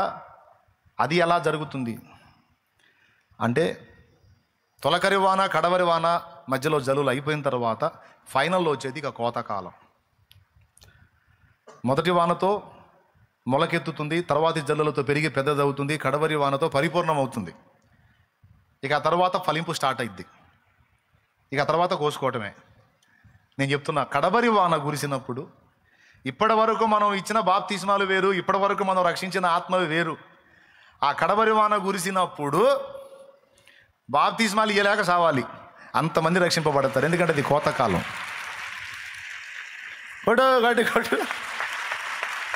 హల్లెలూయా, హల్లెలూయా, హల్లెలూయా, హల్లెలూయా. ఎందుకంటే దేవుడు తన శక్తిని స్పష్టంగా అందరి కన్నుల ఎదుట బయలుపరుస్తాడు. ప్రతి దైవజనుడి నోటి నుండి వెలువడేటువంటి దైవవాక్కు శక్తి సంతరించుకుంటుంది. సిద్ధాంత అయోమయం తొలగిపోతుంది, గందరగోళం తొలగిపోతుంది, దైవిక ప్రేమ ప్రవర్తిల్లుతుంది. నాటి ప్రారంభ సంఘములో ఏ విధమైన ఉజ్జీవం వచ్చిందో అంతకు రెట్టించిన ఉజ్జీవము కడవరి దినములలో రాబోతుంది. అది ఇంకా సమీపములోనే ఉంది. అర్థమైందా? ఏమర్థమైంది? ఇశ్రాయేల్ భవిష్యత్తు అయిపోయింది, ఇప్పుడు సంఘ భవిష్యత్తు చెప్తున్నా. ఇక ఎంత పెద్ద సమూహం రక్షణలోనికి వచ్చిందంటే, టోటల్ అంతా ఫిల్టర్ అయిపోయి ఎత్తబడిన తర్వాత సంఘ సమూహాన్ని గురించి మాట్లాడుతున్నాడు. ప్రకటన గ్రంథము 7వ అధ్యాయము. బైబిల్ ఉన్నోళ్ళు ఒకసారి ప్రకటన గ్రంథము 7వ అధ్యాయం తీసుకోండి. ఎంత సమూహాన్ని దేవుడు కదిలించబోతున్నాడో చూడండి. ఇది దేవుని కార్యము, దీనిని ఎవడు అడ్డగించలేడు. ప్రకటన గ్రంథము 7వ అధ్యాయము 9వ వచనం చూడండి. అటు తరువాత నేను చూడగా, ఏం చూసావు? ఇదిగో ప్రతి జనములో నుండి, ప్రతి వంశములో నుండి. 7:9 ప్రకటన గ్రంథము, 7:9 ప్రకటన గ్రంథము. అటు తరువాత నేను చూడగా, ఇదిగో ప్రతి జనములో నుండి, ఇదిగో ప్రతి జనములో నుండి, ప్రతి వంశములో నుండి. ప్రతి అనే మాట గుర్తుపెట్టుకోవాలి. ప్రతి అంటే అన్ని జనములలో నుండి, అన్ని వంశములలో నుండి, ప్రజలలో నుండి, ఆయా భాషలో మాట్లాడు వారిలో నుండి వచ్చి ఎవడును లెక్కింపజాలని ఎవడు లెక్క పెట్టలేనంత మంది జనం. ఎవ్వడును లెక్కింపజాలని ఒక గొప్ప సమూహము కనబడెను. ఆ. వారు తెల్లని వస్త్రములు ధరించుకున్న వారై ఖర్జూరపు మటలు చేత పట్టుకుని సింహాసనం ఎదుటను గొర్రెపిల్ల ఎదుటను నిలువబడి సింహాసనాసీనుడైన మా దేవునికిని గొర్రెపిల్లకును మా రక్షణకై స్తోత్రమని మహాశబ్దముతో ఎలుగెత్తి చెప్పిరి. భవిష్యత్తు ఎవడును లెక్కింపజాలని ఒక గొప్ప సమూహము సింహాసనం ఎదుట నిలవబడ్డారట. ప్రతి జనములో నుండి ఆయా భాషలో మాట్లాడు వారిలో నుండి ప్రతి ప్రజలో నుండి, అంటే మీకు తెలుసా, అన్ని జనములలో నుండి, అన్ని జాతులలో నుండి, అన్ని జనాంగములలో నుండి, అన్ని వంశములలో నుండి విస్తారమైన ఆత్మలు ఇంకా రక్షింపబడబోతున్నాయి. ఎంతగా రక్షింపబడబోతున్నాయి అంటే క్రీస్తు కోసం చచ్చిపోయేంత సమర్పణతో ఉండేవాళ్ళు లేవబోతున్నారు. ఇప్పుడు ఆల్రెడీ మనల్ని దేవుడు లేపాడు కదా, ఇంకా అనేక మందిని దేవుడు ఉజ్జీవింపజేయగా ఇంకా అనేక మంది రక్షణలోనికి వస్తుండగా సంఘము విస్తారమైన అభివృద్ధి పొందబోతుంది. టోటల్ తండ్రి సన్నిధి సంఘం ఒకటి కాదు. కొంతమంది ఫీల్ అవుతారు, ఎప్పుడన్నా చూడ తండ్రి సన్నిధి గురించి చెబుతాడు, మరి మా సంఘాలు లేవని. హలో, అన్ని సంఘాలు. సార్వత్రిక సంఘమును దేవుడు కదిలించబోతున్నాడు. సార్వత్రిక సంఘమును, ప్రపంచవ్యాప్తముగా ఉన్న సంఘమును దేవుడు తన అభిషేకము చేత చక్కదిద్దబోతున్నాడు. అభిషేకం వచ్చినప్పుడు ఉజ్జీవమే కాదు, అభిషేకం వచ్చినప్పుడు దిద్దుబాటు కూడా జరిగింది. రెండు ఉన్నాయి తెలుసా మీకు? సంఘములో ఉన్న అననీయ సప్పిరాల్ని గాలి చేయడం జరిగింది. దేవుని మయంపరచింది హేరోదులు పురుగులు పడి సావటం ఉంటుంది. అర్థమైందా? ఇదంతా పరిశుద్ధాత్మ తొలకరి వాళ్ళలో జరిగిన తంతు. హేరోదు రాజవస్త్రంలో ధరించుకొని దేవుని మూలంగా పలికాడట కొన్ని మాటలు. ఆ విన్న మాటలు ప్రజలు విని, అబ్బా ఇది దైవస్వరమే కానీ మానవ స్వరం కాదన్నారంట. అప్పుడు వాళ్ళ లెక్క ప్రకారం ఏం చేయాలి? దేవుని కృప, దేవునికే స్తోత్రం అనాలి. వాడు అనలా, అది తను సొంతం చేసుకున్నాడు ఆ మహిమని. కాబట్టి దేవుడు వానిని మొత్తెను పురుగులు పడి చచ్చాడట. ఇది జరిగింది. పరిశుద్ధాత్మని మోసపుచ్చడానికి ప్రయత్నం చేసిన అననీయ సఫీరాలు క్షణాల్లో అవుట్ అయిపోయారు. దేవుడు గుర్తుపెట్టుకోండి, తన ఆత్మతో అభిషేకించినప్పుడు, దేవుడు తన ఆత్మతో అభిషేకించేటప్పుడు రెండు చేస్తాడు. ఉన్న భక్తులను ఆల్రెడీ దిద్దుబాటు చేస్తాడు, సరి చేస్తాడు, చక్కదిద్దుతాడు. పరిశుద్ధాత్మ మన మీదికి వచ్చినప్పుడు రెండు పనులు జరుగుతాయి. అగ్ని రెండు పుట్టిస్తుంది. అగ్ని ఒకటి దహిస్తుంది, రెండు శక్తినిస్తుంది. అగ్ని తెలుసా మీకు? అగ్ని దహిస్తుంది, శక్తినిస్తుంది. ఇంట్రెస్ట్ ఉంటే రాసుకో. పెంతెకోస్తు పండుగ నాడు వారి మీదికి పరిశుద్ధాత్మ అగ్ని వలె దిగొచ్చాడు. అగ్ని దహిస్తుంది అన్నాను ఏంటంటే, పాపపు నడతని, పాపపు క్రియలను అది కాల్చివేస్తుంది, ఒప్పుకోదు. మోషేని పిలిచాడు, ఐగుప్తులో ఉన్న నా ప్రజలను విడిపించడానికి, ఇదిగో రా, నిన్ను నేను వాడుకుంటానని పిలిచాడు. ప్రజలను నడిపించబోతున్నాడు మోషే వాగ్దానంలోకి. కానీ మోషే కొడుకే సున్నతి జరగల. అంటే మోషేనే దేవుని మాటని ఫాలో అవ్వకుండా దేవుడు పిలిచిన పనికి చేయడానికి మొదలు పెడితే ముందు దేవుడు మోషేని కరెక్ట్ చేశాడు. అబ్బాయి, సేవ చేయడానికి పోతున్నావు, ముందు నీ సంబడం ఏందో చూసుకొని. సత్రములో యెహోవా మోషేను చంపజూడగా సిపోరా వాడి అయిన రాయి తీసుకొని తన కుమారునికి సున్నతి జరిగించి, ఇదిగో నీవు నాకు రక్త సంబంధమైన పెనివిటి వైతివా నేను. అప్పుడు ఆగిపోయింది, లేకపోతే మోషే అవుట్. ఓకే, ప్రజల్ని ఐగుప్తులో నుంచి విడిపించడానికి పోయేటప్పుడు ముందు ఇతన్ని దిద్దుబాటు చేశాడు దేవుడు. ఇతన్ని సరిచేసి, ఇతని భార్యను సరిచేసి, ఆ తర్వాత ఇతను తీసుకెళ్ళి అక్కడ ఉజ్జీవం తీసుకొచ్చాడు. కడవరి వానాకాలమున వర్షం కురిసినప్పుడు రెండు జరుగుతాయి. భక్తులు దిద్దుబాటు చేయబడతారు. భక్తులలో ఉన్న లోపాలను దేవుడు దహిస్తాడు. ఆయన రక్తముతో కడుగుతాడు, అగ్నితో కాలుస్తాడు. దేవునికి స్తోత్రం కలుగునుగాక. అర్థమైందా? కొన్ని రోగాలకి కాల్చడం ఒక్కటే మందు. తెలుసా మీకు ఆ సంగతి? మన శరీరంలో కొన్ని రకాల జబ్బులకు టాబ్లెట్ వేసుకుంటే, ఇంజెక్షన్ చేసుకుంటే ఏవో అయితే లోపాలు ఉన్నాయో ఆ లోపాలు టాబ్లెట్ రూపంలో, ఇప్పుడు మన బాడీలో భాస్వరం తగ్గిందనుకో లక్షణాలు కనపడతాయి, రోగ లక్షణాలు. మన బాడీలో కాల్షియం తగ్గిందనుకో కొన్ని లక్షణాలు కనపడతాయి. B12 తగ్గిందనుకో బుర్ర తిరుగుతూ ఉంటుంది. మన బాడీలో B12 తగ్గిందనుకో, B12 బుర్ర తిరుగుతూ ఉంటుంది. మన టాబ్లెట్ల ద్వారా జరిగేది ఏందో తెలుసా? మనల్ని టెస్ట్ చేసి మనలో ఏది తగ్గి మనం వీక్ అయ్యామో చూసుకొని, బాడీలో బ్లడ్ తగ్గిందనుకో, రక్తం శాతం తగ్గిందనుకో, హిమోగ్లోబిన్ % తగ్గిందనుకో, ఆయాసం వస్తుంటుంది నడుస్తుంటే. 4 అడుగులు ఎత్తే ఏందన్నా అంతకుముందు నాకు లేదు, ఇప్పుడు ఏం దడ వస్తుందమ్మా, 4 అడుగులు కూడా వెళ్ళకపోతున్నాను ఏందమ్మా, నాకు ఆయాసం ఉంది, ఆవేశంగా ఉందంటారు. కొంతమంది ఆయాసం అంటారు, అది ఆవేశం వస్తుందంట. ఒకసారి ఒక తల్లి నా దగ్గరికి వచ్చి ఎన్నిసార్లు చెప్పింది, అయ్యా నాకు ఆవేశం వస్తుంది, ప్రార్థన చేయండి. నాకు అప్పుడు ఆవేశం అంటే ఆయాసం అని తెలియదు. ప్రభు ఆవేశం లేకుండా కోపం కంట్రోల్ చేసుకునే శక్తి అయ్యా అని ప్రార్థన చేస్తున్నా. ఆమె మళ్ళీ ప్రార్థన ఏంటో చెబుతుంది, అయ్యా ఆవేశం అంటుంది. అదేనమ్మా తగ్గాలని ప్రార్థన చేస్తాను. ప్రభు ఈ బిడ్డకు ఆవేశం కోపం ఉందంట, ప్రభు కంట్రోల్ చేయి అంటూ, కాదయ్యా ఆవేశం అంటాను. చివరికి చెప్పింది రూపని. ఓహో, ఇది ఆయాసానికి వచ్చిన గొడవ. దేవునికి స్తోత్రం కలుగునుగా. ఇచ్చుతుంది ఆయాసం అంటూ, నాకు ఆవేశం అవుతుంది. రక్తం తగ్గితే ఆవేశం వచ్చింది, రక్తం తగ్గితే ఆయాసం వచ్చింది. ఏమంటే ఎముకల నొప్పులు వస్తాయి కాల్షియం తగ్గితే, మెగ్నీషియం తగ్గితే ఒక రకం లక్షణాలు కనపడతాయి. అర్థమైందా? కాబట్టి వైద్యులు చేసేది ఏంటంటే బాడీలో ఏం తగ్గి నువ్వు ఇట్లా వీక్ అయ్యావో. చిన్నపిల్లలు బల్పాలు తింటూ ఉంటారు తెలుసా మీకు? గోడకేసిన సున్నం గీరుకొని తింటూ ఉంటారు కొంతమంది. ఎందుకు అట్లా చేస్తారో తెలియదు. వాళ్ళలో భాస్వరం తగ్గితే ఆ లక్షణాలు వస్తాయి. ఆ బాడీ ఏం చేసిందంటే భాస్వరం తగ్గిందా, నాకు భాస్వరం కావాలని కోరుతూ ఉంటుంది. వీడు బలపాల నుంచి భాస్వరం తీసుకుంటుంటాడు అనమాట. స్తోత్రం పెద్దగా చెప్పండి. అర్థమైందా? ఏమండి ఎన్ని రకాలు ఉన్నాయి చూడండి మన బాడీలో. కాపర్ ఉంది, సిలీనియం ఉంది, కాల్షియం ఉంది, సోడియం ఉంది, ఐరన్ ఉంది, మెగ్నీషియమ్స్ ఉంది, జింక్ ఉంది, అయోడిన్ ఉంది, మాంగనీస్ ఉంది, సల్ఫర్ ఉంది, క్లోరైడ్ ఉంది. ఈ విధంగా చాలా విషయాలు మన శరీరంలో ఉంటాయి. ఇందులో ఏ తగ్గినా చూసుకుని డాక్టర్లు దాన్ని మళ్ళీ మనకి బాడీకి ఇస్తారన్నమాట. ఇచ్చినప్పుడు మనం ఎక్కడైతే ఏ విషయాలు అయితే బలహీనపడుతున్నా కంట్రోల్ అయిపోతుంది. ఏందోనయ్యా బిళ్ళ వేసుకోగానే నాకేందోనయ్యా అసలు మొత్తం కంట్రోల్లోకి వచ్చినట్టుందంటే నీ బాడీలో తగ్గిందని ఆయన ఇచ్చాడు, దానివల్ల నీకు మళ్ళీ శక్తి వచ్చిందనమాట. అది బాడీ లెవెల్ చేసుకుంది, నార్మల్గా పనిచేయటం మొదలుపెట్టింది. ఎక్కువ శాతం వైద్యంలో జరిగేది అయ్యే. అవి కూడా ఎందుకు జరుగుతాయి? అవి కూడా జరగొద్దు, అవి కూడా తగ్గొద్దు నీ బాడీలో అంటే, దేవుడిచ్చిన కూరగాయలన్నీ మర్యాదగా తినాలి, దేవుడిచ్చిన పండ్లన్నీ మర్యాదగా తినాలి, దేవుడిచ్చిన ఆహార పదార్థాలన్నీ క్రమంగా తీసుకోవాలి. కొంతమంది అట్లా కాదు, ఒకటే తిండి, ఎప్పుడన్నా చూడు అదే తిండి. బాడీకి కావాల్సిన అన్ని పోషకాలు ఒకదానిలోనే ఏడ అందుతాయి? అట్లయితే ఒకే పదార్థం చేస్తుండే. ఇన్ని రకాలు ఎందుకు చేశాడు?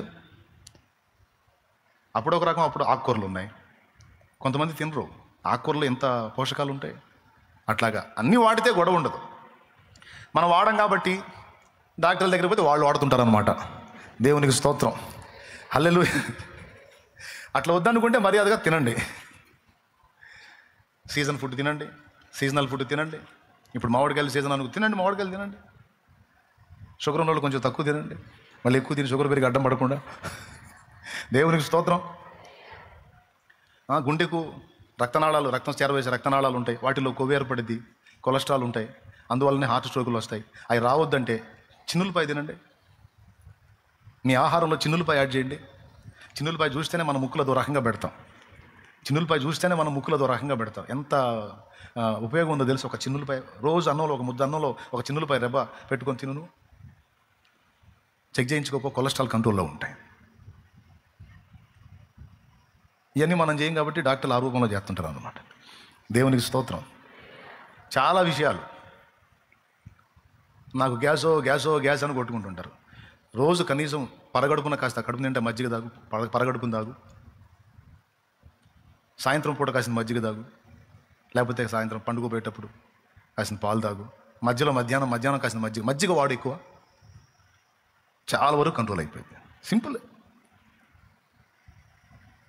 మనం చెయ్యం కాబట్టి వాళ్ళు ఏం చేస్తారు, మనకి మన వంటగదిలో దొరికే సామాన్ని ట్యాబ్లెట్లు పెట్టి వాళ్ళు ఇస్తారన్నమాట. ఒట్టిగీయకుండా బాగా పరీక్షల ఫీజు, ట్యాబ్లెట్ల ఫీజు మొత్తం కలిసి తడిసి మోపెడంత అయ్యి అవి వేసుకున్నాక అబ్బా నాకు అది ఇప్పుడు కంట్రోల్ అయిందా, అదంతా వంటగదిలోనే ఉంది. దేవునికి స్తోత్రం కలుగును గాక. హల్లెలూయా. చాలా వరకు అది చూడండి, కూరగాయలే పెట్టేశాడు బాడీలో. దాని అర్థం ఏంటంటే ఏ అవయవానికి ఏది పని చేసిద్దో అందులో పెట్టాడు.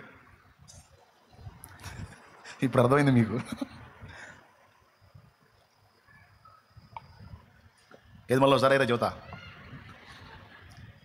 ఇటు పక్క గ్రీన్ కలర్ ఉంది చూడు, మనం తినాల్సినవి ఇవి. ఆ ప్లేసులో అవి తింటే అలా ఉంటాం, సన్నగా ఉంటాం, ఆ పద్ధతిలో ఉంటాం. అవి వదిలిపెట్టి ఈ పక్క చూడండి, జగ్గులు డ్రింకులు, పిజ్జాలు, బర్గర్లు, ఐస్ క్రీములు, ఏడాడి చెత్త అంతా తిని చూడు ఎట్టున్నాడు ఇటు పక్కోడు. అట్లా బాడీ పెరిగిపోతూ ఉంటుంది, వెయిట్ పెరిగిపోతూ ఉంటుంది, అన్ని సమస్యలు ఏర్పడుతూ ఉంటాయి. ఇటు పక్క చూడండి, చక్కగా కూరగాయలు ఆకుకూరలు అన్నీ వాడినోడు ఎట్టున్నాడు చూడండి.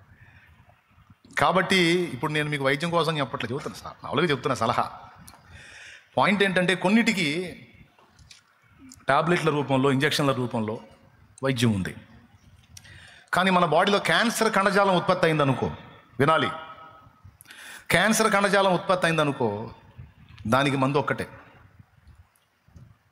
కాల్ చేయటమే. తెలుసా మీకు ఆ సంగతి? క్యాన్సర్ కణజాలం చాలా యాక్టివ్గా ఉంటుంది, చాలా హుషారుగా ఉంటుంది. మన బాడీలో మనకి సైనిక కణాలు ఉంటాయి, ఐడియా ఉందా మీకు? వాటిని ఏమంటారు? సైనిక కణాలు ఏమంటారు? యాంటీబాడీస్. వాటి కదలిక ఎంత స్పీడ్గా ఉంటుందో క్యాన్సర్ కణజాలం యొక్క కదలిక కూడా అంతే స్పీడ్గా ఉంటుంది. క్యాన్సర్కి కీమోథెరపీ అని ఇస్తాడు. అంటే ఏం చేసి తెలుసా, బాడీలో నిమ్మళంగా ఉన్న కణాలను వదిలిపెట్టి యాక్టివ్గా ఉన్న కణాలన్నిటిని ఇది టార్గెట్ చేసి కాల్ చేస్తుంది. కాల్ చేసినప్పుడు మన బాడీలో క్యాన్సర్ కణజాలం ఒక్కటే కాదు యాక్టివ్గా కదిలేది, మన బాడీకి సపోర్ట్ చేసేటువంటి కణాలు ఉన్నాయి, అవి కూడా యాక్టివ్గా కదులుతాయి. ఈ కీమో ఏం చేసేదంటే యాక్టివ్గా కదులుతున్న వాటన్నిటిని కొట్టేసేది. అప్పుడు క్యాన్సర్ కణజాలంతో పాటు యాక్టివ్గా ఉండి మనకు ఉపయోగపడే కణజాలం కూడా దెబ్బతింటుంది. అందువల్ల జుట్టు ఊడిపోయి, ముఖం మారిపోయి కొద్ది రోజులు ఇబ్బంది పడతారు. అర్థమైందా?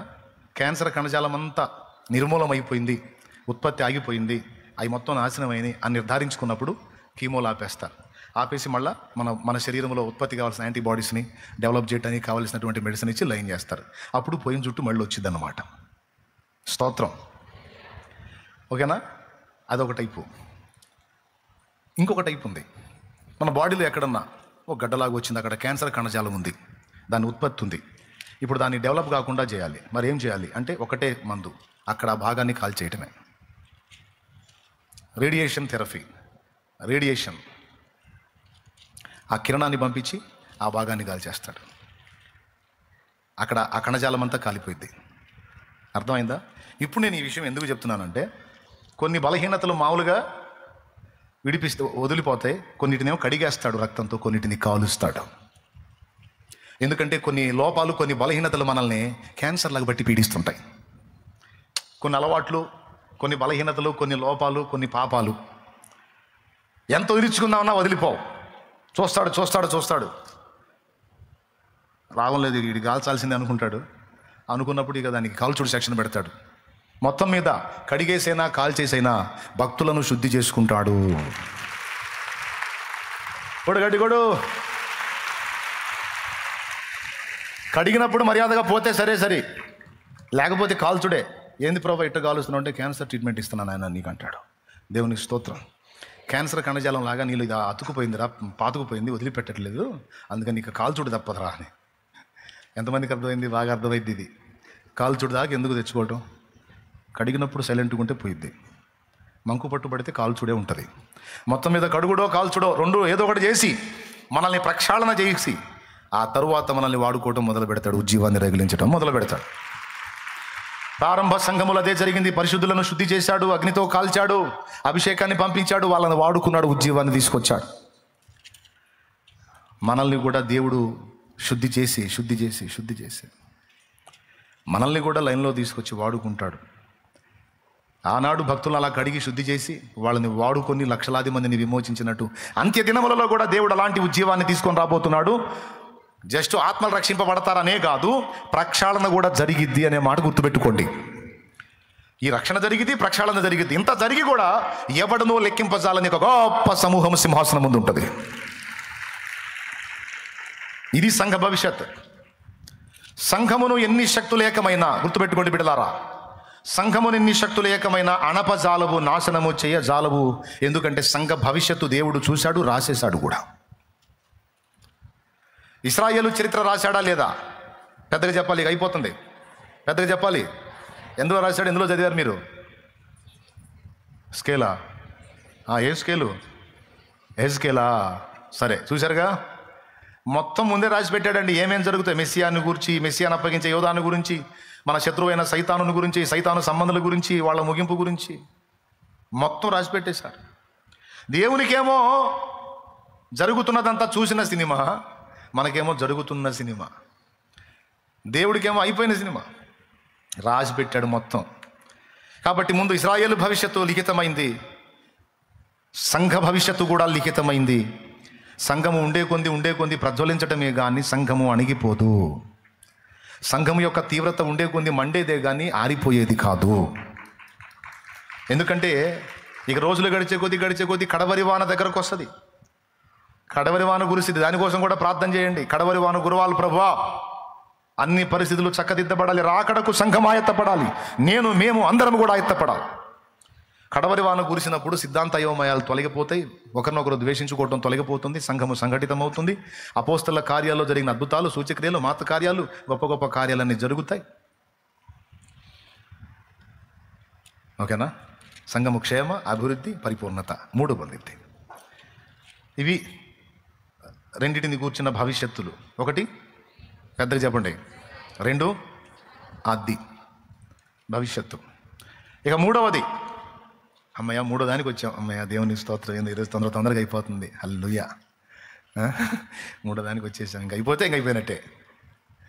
3వది మన భవిష్యత్తు, వ్యక్తిగతంగా మన భవిష్యత్తు. వ్యక్తిగతంగా మన భవిష్యత్తు. 4వది మన శత్రువుల భవిష్యత్తు. ముందు 3వది మన భవిష్యత్తు గురించి మాట్లాడుకుందాం. ప్రజెంట్ నీ జీవితంలో నువ్వు ఎదుర్కొంటున్నటువంటి పరిస్థితులను బట్టి, అంటే శరీర సంబంధంగా చెప్తున్నా, కొంతమంది ఆత్మీయ జీవితంలో ఎదుర్కొంటున్న శోధనలను బట్టి, మన శారీరక ఆత్మీయ జీవితాలకు సంబంధించి మనం ప్రజెంట్ ఎదుర్కొంటున్న పరిస్థితులను బట్టి కొంతమంది ఇబ్బంది పడతా ఉంటారు. కొంతమంది కంగారు పడతా ఉంటారు, కలతలో ఉంటారు, కలవరంలో ఉంటారు, నిద్రపోరు, వేదన పడతా ఉంటారు. మీరు ఏ విషయాల్లో కలవరంగా ఉన్నారో, ప్రతి ఒక్కళ్ళకి ఏదో ఒక విషయంలో కలవరం ఉంటుంది. భవిష్యత్తును కూర్చిన దిగులు ఉంటుంది. కొంతమందికి వాళ్ళ భవిష్యత్తును కూర్చిన దిగులు అయితే, కొంతమందికి వాళ్ళ పిల్లల భవిష్యత్తును కూర్చిన దిగులు. ఇప్పటికి ఇంత అయిపోయింది మా బతుకు, ఇంకా భవిష్యత్తులో ఇంకెంత దారుణంగా పోతుందో అని కొంతమంది దిగులు పడతారు. మీకు ఒక మాట చెప్తా, దేవుడు మనం పుట్టకముందే నియమింపబడిన దినములలో ఒక్కటైనా ఇంకా జరగకముందే మన దినములన్నీ గ్రంథములో రాసిపెట్టాడు, లిఖితం చేశాడు. అది 139వ కీర్తనలో ఉంది. ఇందులో 2 విషయాలు గుర్తుపెట్టుకోవాలి. నంబర్ 1, పాపులమైన మనల్ని క్రీస్తులో ఏర్పరచుకోవటం అనేది ఒకటి, క్రీస్తులోనికి వచ్చిన మన భవిష్యత్తు 2. మళ్ళీ ఒకసారి చెబుతాం, మీకు మళ్ళీ ఒక పట్టణ అర్థం కాకపోవచ్చు. పాపులమైన మనం రక్షణ పొందడానికి క్రీస్తునందు మనల్ని ఏర్పరచుకొనుట అనేది ఒకటి, క్రీస్తులో ఏర్పరచబడిన మన భవిష్యత్తు, భౌతిక మరియు ఆత్మీయ భవిష్యత్తు. అర్థం కాకపోవచ్చు, ఇంకోసారి చెబుతా. ఏం ప్రాబ్లం, నష్టమేం లేదు, మీకు ఎక్కాలి మైండ్కి. అది మన రక్షణ అంటే మన నిత్య జీవాన్ని కూర్చున్నటువంటి భవిష్యత్ ప్రణాళిక ఒకటి.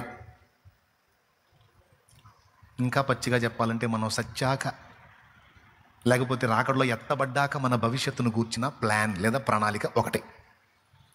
2వది, ఈ భూమి మీద మనం జీవించేంత జీవిత కాలంలో మనం ఎదుర్కొనే పోరాటాలు, శోధనలు, అవసరాలు, అక్కరలు, సమస్యలు, ఇది బాధలు, వాటికి సంబంధించినటువంటి సమాధానం.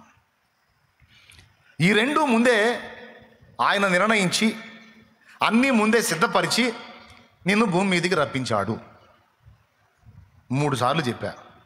ఇంక అర్థం కాకపోతే ఇక నీ కర్మ, నేను చెప్పలేను. అర్థమైతే స్తోత్రం చెప్పు. 2 భవిష్యత్తులను గూర్చి దేవుడు ముందే ప్రణాళికలు సిద్ధం చేసి కావలసిన వాటన్నిటిని ఏర్పరచి కూర్చున్నాడు. అకాయ్ అనాయ్, అనవసరంగా నువ్వు నేను మనం కలవరపడటమే. ఏది, నువ్వు ఏ సమస్యను ఎదుర్కొంటున్నా సరే మనం పడే కలవరాలన్నీ అనవసరమే. ఎందుకంటే క్రీస్తు యేసునందు ఏర్పరచబడిన మనకి మరణానంతర జీవితమే కాదు, మరణానికి ముందున్న జీవితంలో కూడా కావలసిన వాటన్నిటికీ అన్ని ముందే సిద్ధపరచబడి ఉన్నాయి అనేది దేవుని వాక్యం. ఇప్పుడు ఉదాహరణకి దావీదు పుట్టకముందే దావీదుకి ఇశ్రాయేలు సింహాసనాన్ని సిద్ధం చేశాడు. తెలుసా మీకు? సౌలు రాజు పరిపాలన మొదలుపెట్టి 2వ సంవత్సరంలోనే సమూయేలు చెప్పాడు, దేవుడు తన చిత్తానుసారమైన మనస్సు గల యొక్కని కనుగొన్నాడని. అప్పటికి దావీదు పుట్టలేదు. దావీదు పుట్టల, ఇంకా 8 ఏళ్ల తర్వాత పుడతాడు దావీదు. పుట్టి పెద్దవాడు కావాలి. మొత్తం సౌలు ఇశ్రాయేలు ఏలిన కాలం 40 సంవత్సరాలు. మొత్తం సౌలు ఇశ్రాయేలు ఏలిన కాలం 40 సంవత్సరాలు. దావీదు రాజైనప్పుడు 30 ఏళ్ల ఈడు గలవాడు. దావీదు రాజైనప్పుడు అంటే దావీదు పుట్టక ముందే 10 ఏళ్లకు ముందే సౌలు రాజు. ఏమైనా అర్థమైందని నేను చెప్పింది? దావీదు అనేవాడు పుట్టక ముందు 10 ఏళ్లకు ముందే సౌలు రాజు. అర్థమైందా? సౌలు రాజు అయిన తర్వాత ఇంచుమించు 10 ఏళ్లకు పుట్టాడు దావీదు. కానీ దావీదుని ఎప్పుడు ఏర్పరచుకున్నానన్నాడు సమూయేలుతో? సౌలు 2వ సంవత్సరం పరిపాలనలో ఉన్నప్పుడు చెప్పాడు. అంటే ఇంకా దావీదు పుట్టల, కడుపును కూడా పడలా. ఇది జరిగిన 8 ఏళ్లకు పడతాడు కడుపులో. అంటే దావీదు అనేవాడు ఇంకా భూమి మీద రాకమునిపే, భూమి మీదకి రాకమునిపే ఇశ్రాయేలు సింహాసనాన్ని ముందే సిద్ధపరిచి పెట్టాడు దేవుడు. ఏమైనా అర్థమైందని నేను చెప్పింది? మరి ఇప్పుడు నువ్వు ఏ దేవుడిని ఆరాధిస్తున్నావు? ఏ దేవుడిని ఆరాధిస్తున్నావు? దావీదు ఏ దేవునికి సాగిలపడ్డాడో, సాష్టాంగపడ్డాడో, ప్రార్థన చేశాడో, మ్రొక్కాడో, ఆరాధించాడో, విశ్వసించాడో అదే దేవుని యందు ఇప్పుడు నువ్వు విశ్వాసం ఉంచావు. దావీదు దేవుడే నీ దేవుడు కూడా. ఇంకా చెప్పాలంటే అసలు ఉన్న దేవుడు ఆయనే, సత్యదేవుడు ఆయనే, నిత్య దేవుడు ఆయనే. ఆమేన్, ఆమేన్. మరి దావీదు రాకముందే మొత్తం ఫ్యూచర్ మొత్తాన్ని డిజైన్ చేసి పెట్టాడే. దావీదుకి ఎన్ని రకాల దాడులు ఎదురవుతాయో, ఆ దాడుల్లో దావీదుని ఎలా తప్పించాలో, ఎక్కడెక్కడ ఏ విధంగా అతను తప్పించబడటానికి సమయోచిత జ్ఞానం ఎలా ఇవ్వాలో మొత్తం డిజైన్ చేసి కూర్చున్నాడు కదా. మొత్తం ముందే చూస్తాడు, రాస్తాడు, అంత పక్కగా ఎక్కడెక్కడ ఫిక్స్ చేసి కూర్చుంటాడు. మళ్ళీ నాకేం సంబంధం లేదని కూర్చుంటాడు దేవుడు. అది ఏమైనా అర్థమైంది నేను చెప్పింది? అర్థమైతే మేధావులే. ఏం చెప్పాను చెప్పండి? అది అర్థమైనట్టు ఫోజు పెట్టారు. చెప్పండి. మొత్తం ముందే చూస్తాడు, రాసి పెడతాడు, మళ్ళీ సంబంధిత సన్నివేశాలకు అవసరమైనటువంటి సహాయాలు మొత్తం ఏర్పాటు చేసి పెడతాడు. మళ్ళీ జరుగుతున్న కథలో నా ప్రేమేం ఏం లేదన్నట్టు మొత్తానికి వెలపటి నేను ఉన్నాను అన్నట్టు కూర్చుంటాడు. ఇంకా అర్థం కాలేదా? కనీసం అర్థమైందిలే అని ఫీలింగ్ అన్న ఇవ్వచ్చు కదా. దేవునికి స్తోత్రం. అర్థమైంది. మహిమ కలుగును గాక. హల్లెలూయా. గట్టిగా చెప్పండి. ఇప్పుడు ఏమర్థమైంది మీకు? ప్రస్తుతం అనుభవిస్తున్నటువంటి వాటినే నీవు చూస్తున్నావు, కానీ సుదూర భవిష్యత్తులో, సమీప భవిష్యత్తులో దేవుడు నీకు సిద్ధపరిచినవి నీకు అర్థం కాలేదు. కానీ ఒకటి మాత్రం నిజం, అందరికీ అన్నీ సిద్ధపరిచిన దేవుడు భూమి మీద నీ జీవితానికి కావలసినవి నీకు సిద్ధపరిచాడు, నీ పిల్లలకు కూడా సిద్ధపరిచాడు. కన్నవాడిగా కన్నదానిగా నీకే ఇంత బాధ్యత ఉంటే మిమ్మల్ని నన్ను మొత్తాన్ని పుట్టించినోడు ఇంకెంత రెస్పాన్సిబిలిటీ ఉంటుందో ఒకసారి ఊహించండి. మనమే ఇంత బాధ్యత ఫీల్ అయితే ఇంకా ఆయన ఎంత బాధ్యత ఫీల్ అవుతాడు? బాధ్యతలు నెరవేర్చడంలో నువ్వు గ్రేటా, దేవుడు గ్రేటా? ఎవరు నంబర్ 1లో వస్తారు? అస్సలు ఎంత పర్ఫెక్ట్ అండి ఆయన. ఆయన మనుషుడిగా భూమి మీదకి వచ్చినప్పుడు కూడా సహోదరుల బాధ్యతను, తల్లి బాధ్యతను 30 ఏళ్ళు నెరవేర్చి, అప్పుడు పరలోక తండ్రి చిత్తం నెరవేర్చడానికి వచ్చి తన ప్రాణముని అప్పగించి, ఇటు భౌతికంగా అటు ఆత్మీయంగా 2 బాధ్యతలు నెరవేర్చి, ఇటు సృష్టికర్తగా మనందరి రక్షణ కోసం ప్రాణం పెట్టి బాధ్యత నెరవేర్చాడు. 30 ఏళ్ళు కుటుంబం బాగు కోసం శ్రమపడి చెక్క పనిచేసి, వడ్రంగం పనిచేసి వాళ్ళని పోషించి బాధ్యత నెరవేర్చాడు. టోటల్గా అసలు యేసు ఆరంభము, యేసు సిలువ అన్ని బాధ్యతతో ముడిపడి ఉన్నాయి. అన్ని బాధ్యతను బట్టి చేశాడు. ఇప్పుడు చెప్పండి, నీకు ఎక్కువ బాధ్యత ఉందా, దేవుడికి ఎక్కువ బాధ్యత ఉందా? రైట్. నిజమేనా? నమ్ముతున్నావా? మరి బాధ్యత గల దేవుడు నాకు తోడై ఉన్నాడు, నా భవిష్యత్తుకు డోకా లేదు అనవేమాయా? అనవే? అది ఇప్పుడే నైట్ నిద్రపోకుండా ఆలోచిస్తూ ఉంటావు నువ్వు. రేపేం జరుగుద్దో, ఏం జరిగిద్ది ఏంది? ఈరోజు బాగుంది, రేపు ఇంకా బాగుంటుంది. దేవుణ్ణి బట్టి ఈరోజు స్తోత్రం, రేపు డబుల్ స్తోత్రం. ఎవరిని బట్టి? ఆయనను బట్టి. మనుషుడైన చిత్రము చూడు, నీ భవిష్యత్తు కోసం అది చేసినోడు నీ చేయలేడా? నీ భవిష్యత్తు కోసం భూమి మీదకి వచ్చి ప్రాణం పెట్టినోడు బతికే 4 రోజులకి నీకు సపోర్ట్ చేయడా? ఎంతమందికి విశ్వాసం ఉంది? మరెందుకు దిగులు పడుతున్నావు? మరెందుకు టెన్షన్ పడుతున్నావు? మరెందుకు నిద్ర లేకుండా ఇబ్బంది పడుతున్నావు? మరెందుకు తిండి మానేసి తిరుగుతున్నావు? మరెందుకు భయపడతా ఉన్నావు? ఊరుకూరుకుని ఎందుకు టెన్షన్ పడుతున్నావు? పోనీ ఇంతసేపు దడపడి సమస్య నువ్వేమైనా డీల్ చేస్తావా? జరిగిపోయిన వాటిని నువ్వు మార్చగలవా? జరగబోయే భవిష్యత్తును నువ్వు శాసించగలవా? దేవుణ్ణి బట్టి శాసించగలవు. దేవుణ్ణి పట్టుకుంటే. దేవుణ్ణి పట్టుకోకుండా దిగులు పడ్డావు అనుకో, ఏ సమస్య గురించైనా భవిష్యత్తు కూడా పాడు చేసుకుంటాం. బిడ్డ గుర్తుపెట్టుకో, ఏదన్నా నువ్వు ఆశించింది ఒకటి నీకు అందలేదనుకో, అంతకంటే శ్రేష్టమైంది ఏదో ఇవ్వబోతున్నాడు. ఏదన్నా నువ్వు పొందుదాం అనుకున్నా నీకు దక్కలేదని, అంతకంటే శ్రేష్టమైంది, అది గుర్తుపెట్టుకో. ఎందుకంటే ఫినిషింగ్ టచ్. దేవుడు నిన్ను ప్రేమిస్తున్నాడు పిచ్చిదానా. దేవుడు నిన్ను ప్రేమిస్తున్నాడు. ఎంత ప్రేమో నువ్వు అంటే ఆయనకి. అందుకే నిన్ను ప్రేమిస్తున్నాడు కాబట్టి నువ్వు అడిగినవన్నీ చేయటల్లా. నువ్వు అడిగినవన్నీ చేశాడు అనుకో, దేవుడు ప్రేమించినట్టు కాదు, నీ మీద పగబట్టినట్టు. మనం అడిగినవన్నీ చేశాడు అనుకో, దేవుడు ప్రేమించినట్టు కాదు, పగబట్టినట్టు. ఎందుకంటే మనం అడిగే వాటిలో చాలా వరకు మన ఇల్లు మనమే తగలబెట్టుకునే ఉంటాయి. ఎందుకంటే మన తెలివది. మనం అడిగే వాటిలో చాలా మనమే అగ్గిపుల్ల గీసుకునే ఉంటాయి. అది మన తెలివి. అందుకని ఆయన మన నాన్న కాబట్టి, తండ్రి కాబట్టి, ప్రేమ కలిగినోడు కాబట్టి, ప్రేమను బట్టి నువ్వు అడిగినవన్నీ చేయడు. అడిగినవన్నీ చేయడు. నువ్వు అడిగిన కాలంలో చేయడు. నువ్వు అడిగిన ప్రకారం చేయడు. నువ్వు అడిగింది క్రమంగా ఉండి నీకు భవిష్యత్తుకు డోకా లేదనుకుంటే ఖచ్చితంగా చేస్తాడు. నువ్వు అడిగింది మంచిదైతే, నీకు యోగ్యమైనదైతే ఖచ్చితంగా చేస్తాడు. నువ్వు అడిగిన టైంలో కూడా చేస్తాడు. లేదు, దేవుడు నీకేదో గొప్పగా చేద్దాం అనుకుంటే నువ్వేదో అంజూరు పాకుల్లాగా తిప్పలు పడితే నవ్వుకుంటాడు. మన తెలివంతా అంజూరు పాకులే. అంజూరు పాకులా అదేంది అనే ప్రశ్న వచ్చింది కదా. వచ్చింది. ఆదాము హవ్వలు వద్దన్న పండు తిన్నప్పుడు వాళ్ళకి జ్ఞానం వచ్చింది. ఆ వచ్చిన జ్ఞానం ఎంత గొప్ప జ్ఞానం అంటే, సిగ్గు కప్పుకోవటం అనేది తెలిసింది కానీ ఏం పెట్టి కప్పుకోవాలో తెలియలే. అంజూరు పాకులు తీసుకొని వాటిని చుట్టుకున్నారు. ఆకులు ఎన్ని రోజులు ఉంటాయండి?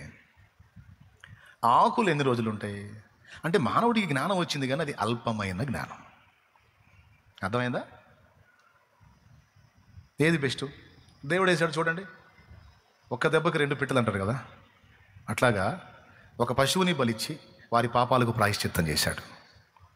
ఓకేనా? ఒక పశువుని బలిచ్చి వారి పాపాలకు ప్రాయశ్చిత్తం చేసి వాళ్ళ మీదకి రావాల్సిన మరణాన్ని పశువు మీదకి రప్పించాడు. దీనికి క్రీస్తు మన పాపాల కోసం బలయ్యేదానికి ముంగుర్తుగా, సాదృశ్యంగా స్టార్టింగ్లోనే చూపించాడు. ఏమన్నా అర్థమైందా? వీళ్ళకు బదులు ఒక పశువు, అలా మనకు బదులు దేవుడు తానే బలయ్యేటువంటి ఘట్టం ముంగుర్తుగా అక్కడ చూపించాడు. వాళ్ళ పాపాలకు ప్రాయశ్చిత్తం దాని మరణంలో చూపించాడు. దాని చర్మాన్నే తీసుకొని వాళ్ళ దేహాలకి కచ్చడాలుగా చేశాడు. చర్మపు చొక్కాయిలు తెలుసా మీకు? వాటి వల్ల ప్రయోజనం 3 కాలాలు క్షేమం. చలికాలం నువ్వు చర్మపు చొక్కాయలు వేసుకుంటే వెచ్చగా ఉంటుంది. వేసవి కాలంలో నువ్వు చర్మపు చొక్కాయలు వేసుకుంటే చలవ. వర్షాకాలంలో వేసుకుంటే తడవవు. చూసావా? మనోళ్ళు ఏం చేశారు? దేవుడు ఏదో చేద్దాం అనుకుంటాడు, మనం ఏదో అడుగుతాం. ఆయన అంటాడు, ఏం మనిషిరా, నేను ఎక్కడో ఉంచుదాం అనుకుంటాను, నువ్వేందిరా అంత ప్లాట్ఫామ్ ఎవరని చెబుతావు అంటాడు. అని అర్థమైందా? కాబట్టి దేవుడు నీకు ఒకటి చేయలేదు, నీకు ఒకటి ఇవ్వలేదు, ఒకటి కార్యం జరగలేదు అంటే, నిన్ను ప్రేమించే దేవుడు నీకు ఎందుకు అందనిలా? నిన్ను ప్రేమించే దేవుడు ఆ పరిస్థితిని నీకు ఎందుకు అనుమతించాడు? దాని వెనక నీకు ఇంకా శ్రేష్టమైంది దాచిపెట్టాడు. అర్థమై కొడుతున్నావా లేకపోతే నేను ముగించానని కొడుతున్నావా? అర్థమైతే గట్టి కొడు మరే. హల్లెలూయా. లైవ్లో ఉన్నవాళ్ళు, జూమ్లో ఉన్నవాళ్ళు చెప్పండి, దేవుడు నీకు ఇంకా శ్రేష్టమైన దాన్ని దాచి ఉంచుతాడు. నీ పిల్లలకు కూడా చెప్పి, వాళ్ళు ఏడుస్తూ ఉంటారు, కృంగిపోతూ ఉంటారు, నేను ఇది అనుకున్నాను మమ్మీ, నాకు ఇది కాలేదు, డాడీ నాకు ఇది కాలేదు. అరే ఎవడను, ఇంకా శ్రేష్టమైనవి, ఇంకా శ్రేష్టమైనవి. యెషయా అనుకున్నాడు, ఆ మందను కాసుకొని బతికితే చాలాడు, ఆ చిన్న మందను కాసుకొని బతికితే, రే వాడు యుద్ధానికి కూడా పనికి రాడు, నువ్వు గొర్రెలకు పో, ఆ మందను కాసుకొని బతికితే చాలు అనుకున్నాడు. కానీ ఇశ్రాయేలు సమూహం అంతా, ఇశ్రాయేలు మందంతటిని కాయడానికి దేవుడు ఏర్పరచుకున్న పాత్ర దావీదని యెషయాకి తెలియదు. ఆ చిన్న మందను కాసుకుంటాడు, బతికిపోతాడు, ఈ జీవితం చాలా ఆడికి అనుకున్నాడు. అందుకే మిగిలిన కొడుకులందరినీ తీసుకొచ్చాడు.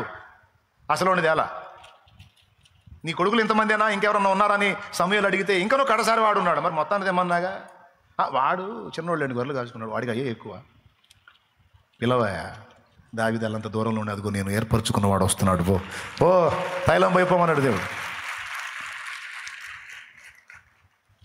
అరే నీ బిడ్డ ఇలాగుంటే చాలని నువ్వు అనుకుంటావు, నీ బిడ్డకి మంచి భవిష్యత్తును దేవుడు డిజైన్ చేసి పెట్టాడు, ఇంకా బెటర్ లైఫ్.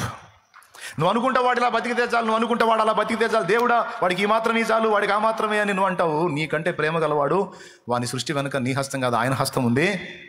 ఇంకా బెటర్గా వాని ఎడల ప్రణాళిక దేవుడు నెరవేరుస్తాడు, ఆమె ఎడల ప్రణాళిక దేవుడు నెరవేరుస్తాడు. మీరు చెప్పండి, యోసేపు వాళ్ళ అమ్మని మనం కూర్చోబెడితే, ఒకవేళ రాహేలు బతికుంటే ఏమని ప్రార్థన చేసేది? మా అబ్బాయి పొరపాటును కూడా ఐగుప్తు పోగొట్టు తండ్రి, వాడు ఇక్కడే ఉండాలి ప్రభా, వాళ్ళ అమ్మలతో పాటు గొర్రెలే కాసుకోవాలి తండ్రి. ప్రభా స్తోత్రం నాయన, ఎప్పుడు మావాడు గొర్రెలు గాయాలి, గొర్రెలు గాయాలి, గొర్రెలు గాయాలి, బర్రెలు గాయాలి, బర్రెలు గాయాలి, గొర్రెలు గాయాలి ప్రార్థన చేసేది. ఎందుకంటే వాళ్ళు వృత్తి అదే కాబట్టి. చేసిద్దా? చేయదా? లేకపోతే మావాడు రాజు అవ్వాలని చేసిద్దా? ఏ దేశానికి రాజు అవుతాడు? అసలు రాజ్యం ఏదో వాళ్ళకి ఏమని చేసేది? ఇప్పుడు నువ్వు చేసినట్టే చేసేది. నువ్వేదో గొర్రెలో బర్రెలో దేవుడు ఆడుతావు మీ వాడికి. ప్రభా మా వాడికి అది రావాలి, మా వాడికి ఇది కావాలి, మా అమ్మాయికి అది కావాలి, మా అమ్మాయికి ఇది కావాలి. ఏ గొర్రెలో బర్రెలో దేవుడు పెట్టి ఫిక్స్ అయిపోవాలని నువ్వు అనుకుంటావు, స్థిరపరచమని అడుగుతావు. దేవుడు మౌనంగా ఉంటాడు.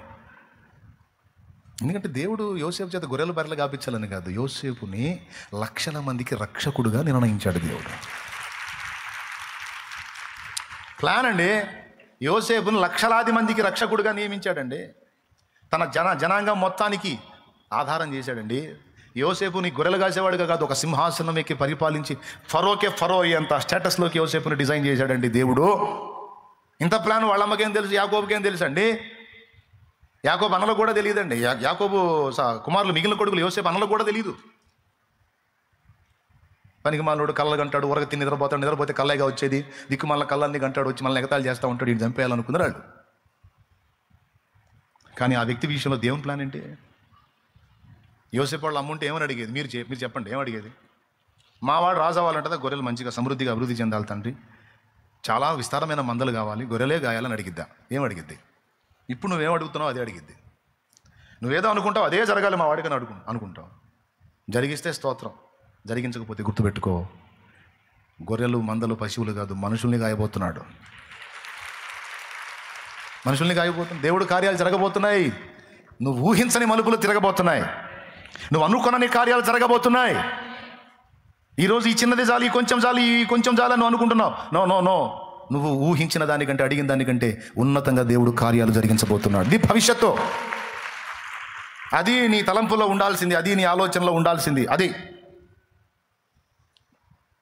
ఇది మిస్ అయిందా, మరి శ్రేష్టమైంది అనే అనుకోవాలి. కానీ అనుకున్నది దక్కల.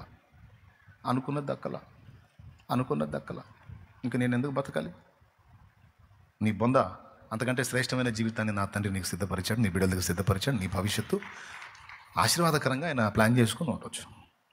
కాబట్టి నా జీవితం అంతే. నేను ఊహించలేదు కదా, అందుకే స్టార్టింగ్ ఆ పాట పాడుకున్నా. మరి పాడే కదా, ఇంకొద్దులే, టైం అయిపోయింది కదా, ప్రార్థన చేస్తాను. దేవునికి స్తోత్రం. కాబట్టి మీరు ఎంతమంది అర్థం చేస్తున్నారేమో, నిన్ను ప్రేమించి నీకై ప్రాణం ఇచ్చిన నా ప్రభువు నీ భవిష్యత్తుకే భూమి మీదికి దిగొచ్చి సిలువ నీకు ప్రాణం పెట్టి నీ భవిష్యత్తుకు డోకా లేకుండా నీకు రక్షణ మార్గాన్ని వేసిన ప్రభు ఈ భూమి మీద కూడా నువ్వు ఎదుర్కొనే రకరకాల పరిస్థితులన్నిటికీ తప్పించుకోవడానికి మార్గాలు వేశాడు, నీకు సహాయం అందడానికి దారులు వేశాడు. నీ భవిష్యత్తు, నీ వారి భవిష్యత్తుకు ఇబ్బంది లేకుండా, ఎందుకంటే నువ్వు క్రీస్తులో ఉన్నావు, ఇబ్బంది లేకుండా అన్ని విషయాలు ఆయన ఎంటర్ అవుతాడు. నువ్వు నమ్మినా నమ్మకపోయినా అని నేను అనను, మర్యాదగా నమ్ము. దేవునికి స్తోత్రం. మర్యాదగా నమ్ము, నెమ్మదిగా ఉండు. ఆఖరికి చావైనా సరే, నీకెంత కంపెనీ జబ్బున్నా ఆయన సెలవు లేకుండా చావు కూడా రాదు. అంతే. దేవుడు స్వస్థపరచగలడు. ఆయన చిత్తమైతే ఒక రిపోర్ట్, నీ రిపోర్ట్ అద్భుతంగా మార్చి ఒక సాక్షిగా నేను నిలబెట్టగలడు. మిగిలిన వాళ్ళకి జరిగిందంటే వాళ్ళెవరికి జరగంది నీకు జరగవచ్చు. వాళ్ళెవరికి చిక్కని కృప నీకు చిక్కొచ్చు. వాళ్ళెవరికి దక్కని భాగ్యం నీకు దక్కొచ్చు. కరోనా టైంలో 70 శవాలు లేచిపోయినాయి కిరణ్ చుట్టుపక్కల, 70 శవాలు. డాక్టర్ గారు అన్నాడు, డాక్టర్ సుబ్రహ్మణ్యం గారు, దేవుని బిడ్డ, ప్రార్థనాపరుడు, కిరణ్ అన్న దగ్గరికి వెళ్ళి చెప్పాడు, కిరణ్ అన్న వాళ్ళెవ్వరికి లేనిది నీకుంది, దేవుని కృప, నీకేం కాదన్న ధైర్యంగా ఉంటా, నీకు ఇస్తాడు. ఇదే అనుకో, వాళ్ళకు లేనిది నాకుంది, దేవుని కృప. వాళ్ళ జీవితంలో జరిగిందా, వీళ్ళ జీవితంలో ఏమో, నీ జీవితం నుంచి ఒక అద్భుతం మొదలుపెట్టి దేవుడు తన కార్యం జరిగించుకోవచ్చు. దానికి నువ్వే కేంద్ర బిందువు కావచ్చు. ఓకే. కాబట్టి ఎందుకు నిరాశపడాలి? సైతానికి అడిగి ఎందుకు? మనం కదిలితే వాడిని పిలుస్తూ ఉంటాం, దరిద్రుడిని. అది పెద్ద పాత చుట్టంలాగా. వాడు చుట్టం కాదు, వాడు చుట్ట. సాధ్యమైనంత ఎడంగా ఉంచాలి వాడిని, దరిద్రుడిని, గబ్బేదవా. వాడు చుట్టం కాదు, చుట్టవాడు. చుట్టపోగా అక్కడ తగిలితేనే మనకి ఎక్కడ తిరుగుతుంటుంది తల. ఆడ దరిద్రుడు వాడు. మనం కదిలితే దేవుడిని పిలుచుకోవాలి. కొంతమంది జీవితాలు ఎలా ఉంటాయంటే, ఈజిప్షియన్ పిరమిడ్స్ మీకు తెలుసా? ఈజిప్షియన్ పిరమిడ్స్, ఐగుప్తు పిరమిడ్లు అండి, ప్రపంచ వింతల్లో ఒకటి. రైట్. ఈజిప్షియన్ పిరమిడ్స్తో పాటు ఈజిప్ట్ వాళ్ళు చేసిన శవాలు కూడా మీకు తెలుసు కదా, మమ్మీలు. మమ్మీలు ఒక సమయంలో ఏం జరిగిందంటే, ఒక రాజు కొడుకు అటు బాల్యంలోనే చచ్చిపోతాడు. అటు బాల్యంలో చచ్చిపోతే వాళ్ళు ఏం చేస్తారంటే, ఒక పెద్ద ఏరియాని సిద్ధపరచుకుంటారు ఈ శవాన్ని పెట్టడానికి. మామూలుగా 6 అడుగులు గుంట తీసి గుంటలో పెట్టడం కాదు, మనం చేస్తాం ఆ పని. వాళ్ళు అట్ట కాదు. రాజులు చనిపోతే, ధనవంతులు చనిపోతే ఆ డెడ్ బాడీని వాళ్ళు చెడిపోకుండా దాన్ని సిద్ధపరచడానికి రోజులు తీసుకుంటారు. రకరకాల లేపనాలు పూస్తారు ఆ బాడీకి. అయి పూసి అప్పుడు 5,000 సంవత్సరాల క్రితం పెట్టిన ఆ బాడీస్ ఇప్పటికంతే ఉన్నాయి. ఐగుప్తు మమ్మీలు, ఈజిప్ట్ మమ్మీలు. అర్థమైందా? ఆ బాక్స్ మూత ఓపెన్ చేస్తే డెడ్ బాడీలు అంతే ఉంటాయి. అప్పుడెప్పుడో భూస్థాపన చేసినాయి. ఆ భూస్థాపన అంటే భూమిలో పెట్టినవి కాదు, ఆ బాక్సుల్లో పెట్టి భద్రపరుస్తారు. వాళ్ళు వాటికి లేపనాలు పూస్తారు. ఐగుప్తులో యాకోబు చనిపోయినప్పుడు, యోసేపు తండ్రి అయిన యాకోబు చనిపోయినప్పుడు కూడా ఆయన చాలా రోజులు సుగంధాలతో సిద్ధపరిచారట, ఆ బాడీ ఖరాబ్ కాకుండా. అలాగా ఈ యువరాజు చనిపోయినప్పుడు ఎందుకు వాళ్ళు అలా చేస్తారంటే, అలా బాడీని లేపనాలు పూసి సిద్ధం చేసి, ఇది ఒకటేనండి నేను ప్రార్థన చేస్తాను, మనసు పెట్టినండి, అది అప్పటి బాడీస్ అయ్యి అట్లా వాటికి అన్ని రకరకాలు పూసి బాడీ ఖరాబ్ కాకుండా అది బాక్సులో పెడతారు. పెట్టి ఏం చేస్తారంటే, ఆ బాక్స్ని ఒక ఏరియాలో పెట్టి అదంతా ఓపెన్ పెట్టేసి, ఆ ఓపెన్లో బంగారు, వెండి వస్తువులు, రకరకాలు అక్కడ విలువైన సంపద అంతా తెచ్చి అందులో పెడతారు. వాళ్ళ విశ్వాసం ఏంటంటే, వాళ్ళు లెగుస్తాడు, లేచినప్పుడు ఇవన్నీ అడిగి ఉపయోగపడతాయి అని. మన వాళ్ళు తాగుబోతుళ్ళు సీసా పెట్టినట్టు తెలుసా మీకు? తాగుబోతుళ్ళది భలే సందడి ఉంటుంది చచ్చిపోయిన దగ్గర. వాళ్ళతో పాటు ఆడు తాగి చచ్చిపోయాడు. నాకు ఇట్లాంటి కేసులు చాలా తగిలినాయి. అప్పుడు సమాధి కార్యక్రమానికి వెళ్ళేవాడినిగా, అప్పుడప్పుడు డింకు మాస్టర్ కూడా తగిలేవారు. తాగి చివరాకర్లో మారు మనసు పొంది బాప్తీసం పొంది ఇక అంతా వదిలేసుకొని దేవుడిని నమ్ముకొని బాప్తీసం పొంది ప్రభు పిలుపుని పడి చచ్చిపోతాడు అనుకో. ఆ సమాధి కార్యక్రమానికి మేము పోతే వీళ్ళు వస్తారు, మందు బాబులు వచ్చి వాళ్ళ డైలాగులు ఉంటాయి. లేరా రే, ఇదిగో క్వార్టరా ఫుల్, లేరా అని లేపుతున్నాడు. లేవడు పొరపాటున వాడు లేస్తే ఇది తాగిందంతా దిగిద్ది. సరే, అది వేరే సంగతి. చచ్చిపోయి ఆ సమాధికి వెళ్ళేటప్పుడు గుంట తీసి ఈ బాడీని అందులో పెట్టేటప్పుడు వాడు అంటాడు, రే తెచ్చావా? తెచ్చారా? పెట్టురా, తలాపును పెట్టు, ఈ పక్క ఒకటి పెట్టా. ఎందుకంటే మధ్యలో వాళ్ళు వేసి ఎప్పుడన్నా తాగాలనిపించినప్పుడు తాగుతాడని. దానివల్లే చచ్చిపోయింది. అర్థమైందా? 70-80 ఏళ్ళు బతకాల్సినోడు ఇప్పుడు 30-40కి పోయాడు దానివల్లే. అయినా సరే ఆడు మధ్యలో లేచి తాగాలని, ఆడి శ్వాసం చూడు. మరి వీళ్ళు కూడా అట్లా ఆ నిధి, వాళ్ళ దగ్గర ఉన్న సంపద అంతా దాచిపెడతారు ఆడి దగ్గర, ఆ డెడ్ బాడీ దగ్గర. నీకు దాన్ని ప్యాక్ చేసి పడేస్తారు. అట్లాంటి నిధి కోసం ఈ పురావస్తు తవ్వకాలు జరుపుతారు. అలాంటి శాస్త్రవేత్త కూడా తవ్వకం జరిపాడు.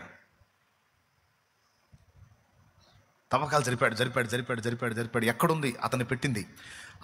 ఆ గుహ తెలుసుకుంటే, ఆ ఉనికి తెలుసుకుంటే, ఆ ప్రదేశం తెలుసుకుంటే ఆ సంపద అంతా వచ్చింది. పాపం 7 సంవత్సరాలు కష్టపడ్డాడు. 7 సంవత్సరాలు కష్టపడి తవ్వి దొరకలా. చివరికి ఆపేశాడు. తను యంగ్స్టర్గా ఉన్నప్పుడు ఆ పని చేశాడు. దాదాపు ఒక 30 ఏళ్ల ప్రాయంలో ఆ పని చేశాడు అనుకోండి. 30 ఏళ్ల ప్రాయంలో ఆ పని చేశాడు అనుకోండి. వర్కౌట్ కాలం ఆపేశాడు. ఇంకా అది అట్లనే అయిపోయింది, ఆ గుంట అలానే అయిపోయింది. ఇంకా ప్రదేశానికి వెళ్ళలేదు. తర్వాత మామూలు లైఫ్లోకి వచ్చేసాడు. 40 ఏళ్ళు గడిచింది. ఎన్నేళ్ళు? 40 ఏళ్ళు గడిచింది. 40 ఏళ్ళు గడిచిన తర్వాత ఆయనకి కూతురు పుట్టింది. కూతురు పెద్దదైంది. కూతురు ఒకరోజు సంభాషణలో మాట్లాడుతూ, డాడీ నువ్వు ఫలానా దానికోసం రీసెర్చ్ చేసావు కదా, పరిశోధన చేసావు కదా, అది అక్కడే ఉందనేది చాలామంది చెప్తున్న విషయం కదా, మరి ఎందుకని నువ్వు తవ్వకాలు జరుగుతుందంటే 7 సంవత్సరాలు తవ్వించానమ్మా, ఏం దొరకలేదు అంటే, ఎంత డీప్లోకి వెళ్ళారు అని అడిగింది. ఎంత డీప్లోకి వెళ్ళాను, ఇంకొక అడుగు తవ్వించపోయావా, ఒకవేళ దొరకవచ్చు కదా అని సరదాగా మాట్లాడి వెళ్ళిపోయింది ఊరక. ఇతని మనసులో పడింది అది. చాలా డీప్లోకి వెళ్ళాను, చాలా లోతులోకి వెళ్ళాను తవ్వుకుంటా. నిజంగా ఇంకొక అడుగు వరుస పెట్టి తవ్వితే ఎంత బాగుండేది, చూద్దాం, ట్రై చేద్దాం, ఇప్పుడైనా ఏం పోయిందని కొంతమంది పని వాళ్ళని తీసుకొని అదే ప్లేస్లో మళ్ళీ అడుగు లోతు పెట్టి మళ్ళీ తవ్వకం జరిపాడు. తవ్వకం జరిపితే కరెక్ట్గా అడుగు లోతు కింద అది బయటపడింది. అతన్ని పెట్టిన ఆ మమ్మీ ఉన్న ప్లేస్ బయటపడింది. ఇంకా పూర్తిగా కిందికి తవ్వారు. టోటల్ అదంతా ఆ గుహంతా బయటకు వచ్చేసింది. చివరికి ఆ గుహలో ఒక పక్క ఓపెన్ చేశారు. ఓపెన్ చేసి ఇతనే ముందు తల లోపల పెట్టి చూశాడు.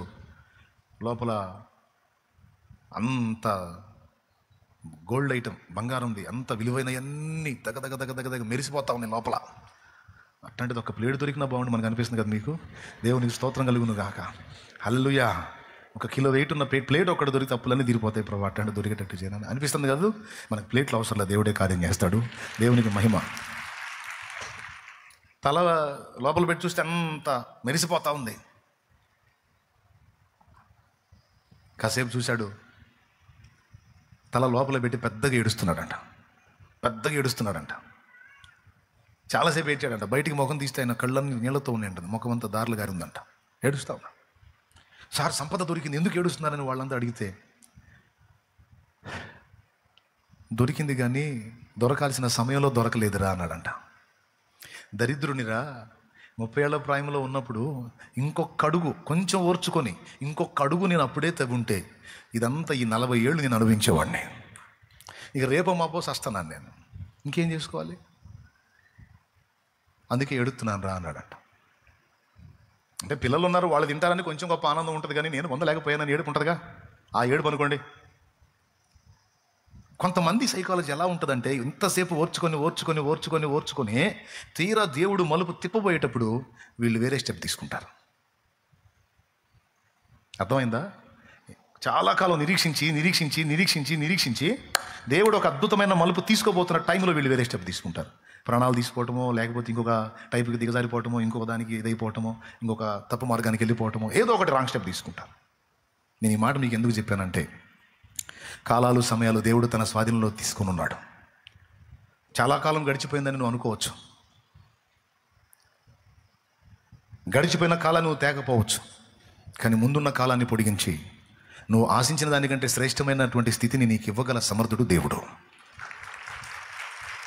ఒకవేళ నేను అలా ఇవ్వను అని దేవుడు నీతో మాట్లాడితే అప్పుడు నువ్వు ఏ స్టెప్ అయినా తీసుకో. నీకు ఎప్పుడన్నా చెప్పాడా, నీ బతుకింతే, ఇది మారదు, దీన్ని మార్చడం నా చేత కాదు, నీ కర్మ ఇంత కాలాల్సిందే, నువ్వు ఇట్ట చావాల్సిందే అని నీకు ఎప్పుడన్నా ఫోన్ చేశాడా? ఫోన్ చేస్తే నువ్వు ఏదన్నా సావాలనుకున్నా, బతకాలనుకున్నా, ఆయన నీకు ఫోన్ చేస్తే ఆ స్టెప్ తీసుకో. ఇంత బతుకు ఇంటి వెనకాల తెచ్చినట్టు ఏమండి?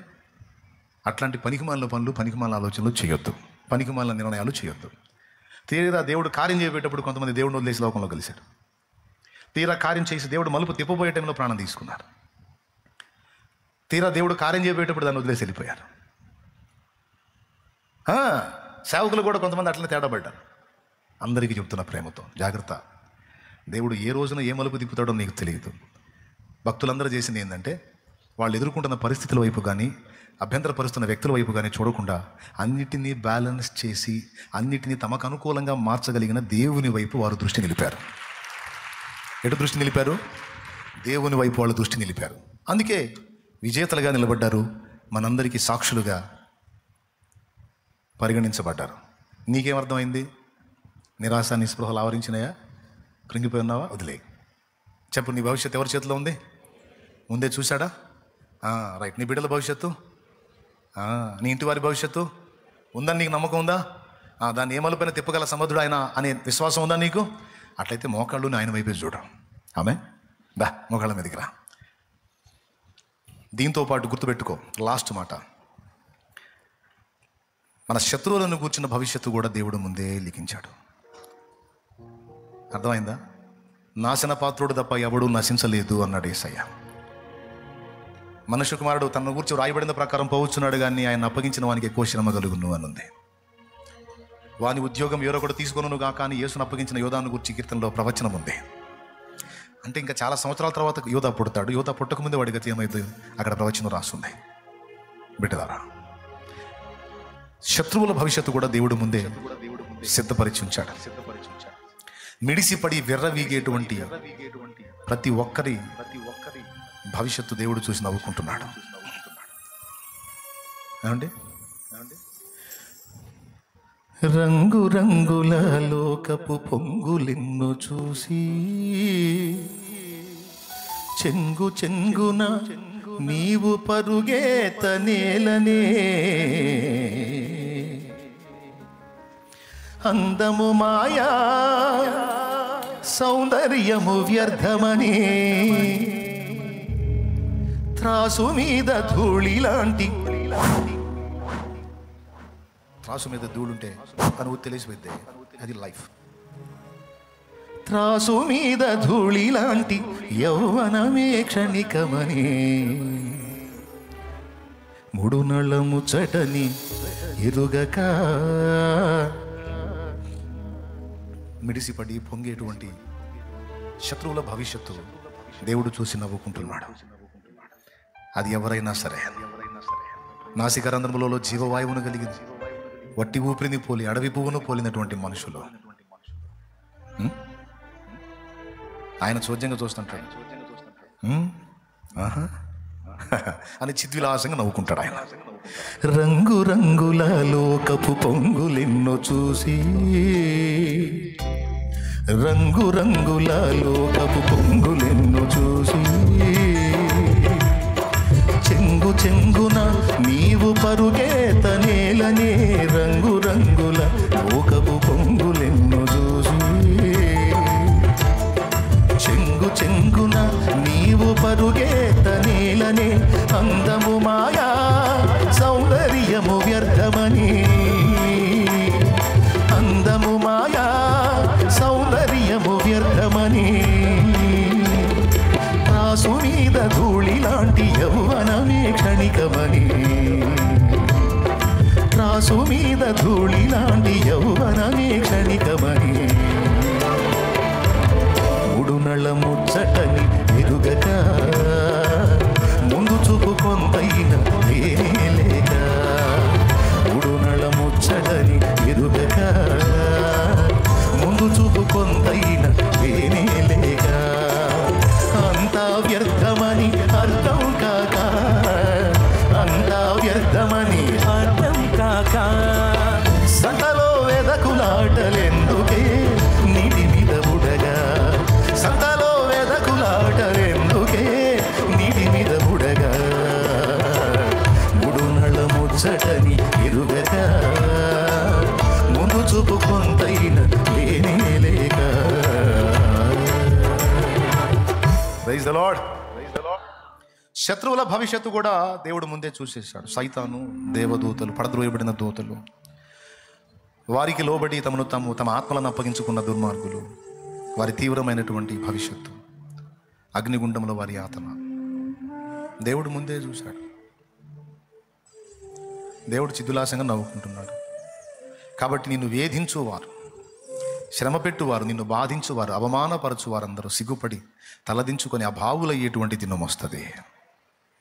కాబట్టి ఎవరు ఏ పరిస్థితుల్లో ఉన్నా, ఎలాంటి వేదనామయమైన పరిస్థితుల్లో ఉన్నా, దేన్ని బట్టి కూడా నువ్వు కృంగిపోవడానికి వీల్లేదు. ఎందుకంటే నీ భవిష్యత్తు నా యేసయ్య చేతుల్లో ఉంది. ఓకే, నువ్వు ఎవరిని బట్టి ఇబ్బంది ఎదుర్కొంటున్న వారి భవిష్యత్తు కూడా ఆయన చేతుల్లో ఉంది. వాళ్ళ భవిష్యత్తు వాళ్ళ చేతుల్లో లేదు, వాళ్ళ భవిష్యత్తు కూడా ఆయన చేతుల్లో ఉంది. అర్థమైందా? కాలేదా? కాబట్టి ఎవరి స్థితి ఎలా మారిద్దో తెలియదు కదా. దేవుడే నీ శత్రువుల విషయంలో కూడా జోక్యం చేసుకుంటాడు. నిన్ను వేధించు వారి విషయంలో జోక్యం చేసుకుంటాడు. బాధించు వారి విషయంలో జోక్యం చేసుకుంటాడు. నేను అవమానపరిచిన వారి ఎదుట నీ తలని ఎత్తుతాడు ఆయన. ఎందుకంటే కొంతమంది ఆ విధమైన ఫీలింగ్స్తో ఇబ్బంది పడతా ఉంటారు. దాన్ని కూడా లక్ష్య పెట్టద్దు. అర్థమైందా? ధైర్యంగా దేవుళ్ళ ముందుకు సాగు. జయము నీదే, భవిష్యత్తు నీదే, నీ పిల్లలది. పైకి లేచి నిలబడు. లైవ్లో ఉన్న బిడ్డలు కూడా ప్రార్థన చేయండి. థ్యాంక్ యూ లార్డ్, నాతో మాట్లాడినందుకు నీకు వందనాలు. సమస్త కలవరం నుండి నన్ను విడిపించినందుకు స్తోత్రం అయ్యా. ఇశ్రాయేలు భవిష్యత్తును చెప్పావు, సంఘ భవిష్యత్తు చెప్పావు. నా ప్రభు మా భవిష్యత్తును గురించి కూడా భౌతికంగా ఆత్మీయంగాను కూడా మాట్లాడావు. నా బిడ్డల విషయంలో కూడా నీవు స్పందించావు. నీకు వందనాలయ్యా, కృతజ్ఞతలయ్యా, స్తోత్రాలయ్యా తండ్రి, బంగారు తండ్రి. నీ మాట వెల్లడైతేనే నాకు ధైర్యము, ఆదరణ, బలము, వెలుగు నాయనా. ఈవేళ నన్ను ఉద్ధరించినందుకు నీకు వందనాలు, నన్ను ఉద్దేశించినందుకు స్తోత్రాలు, నన్ను స్ట్రైట్గా టార్గెట్ చేస్తూ మాట్లాడినందుకు స్తోత్రం. Thank you lord, thank you అంటూ దేవుని మహిమపరచు. నీ ఎడల అద్భుతాలు చేయబోతున్న దేవుని మహిమపరచు. నీ ఎడల ఆశ్చర్యములు చేయబోతున్న దేవుని మహిమపరచు. గొప్ప కార్యములను నీ ఎడల జరిగించబోతున్న దేవుని మహిమపరచు. ఇప్పటిదాకా ఓపిక పట్టావు, ఇంతవరకు సహించావు. ఇదిగో దేవుడు టర్నింగ్ తీసుకోబోతున్నాడు, మలుపు తిప్పబోతున్నాడు. ఇప్పుడు విరక్తిలోకి వెళ్ళొద్దు, ఇప్పుడు విసుగులోకి వెళ్ళొద్దు, ఇప్పుడు జీవితం మీద ఆశలు తీసేసుకోవద్దు. ఇదిగో దేవుడు ఒక ఆశ్చర్యకరమైన మలుపుని నీ జీవితంలో తిప్పబోతున్నాడు. దాన్ని విశ్వసించు, స్వతంత్రించుకుంటావు. నువ్వే సాక్ష్యం ఇస్తావు. ఎందుకంటే నీ మీద దేవుని జోక్యం ఉంది.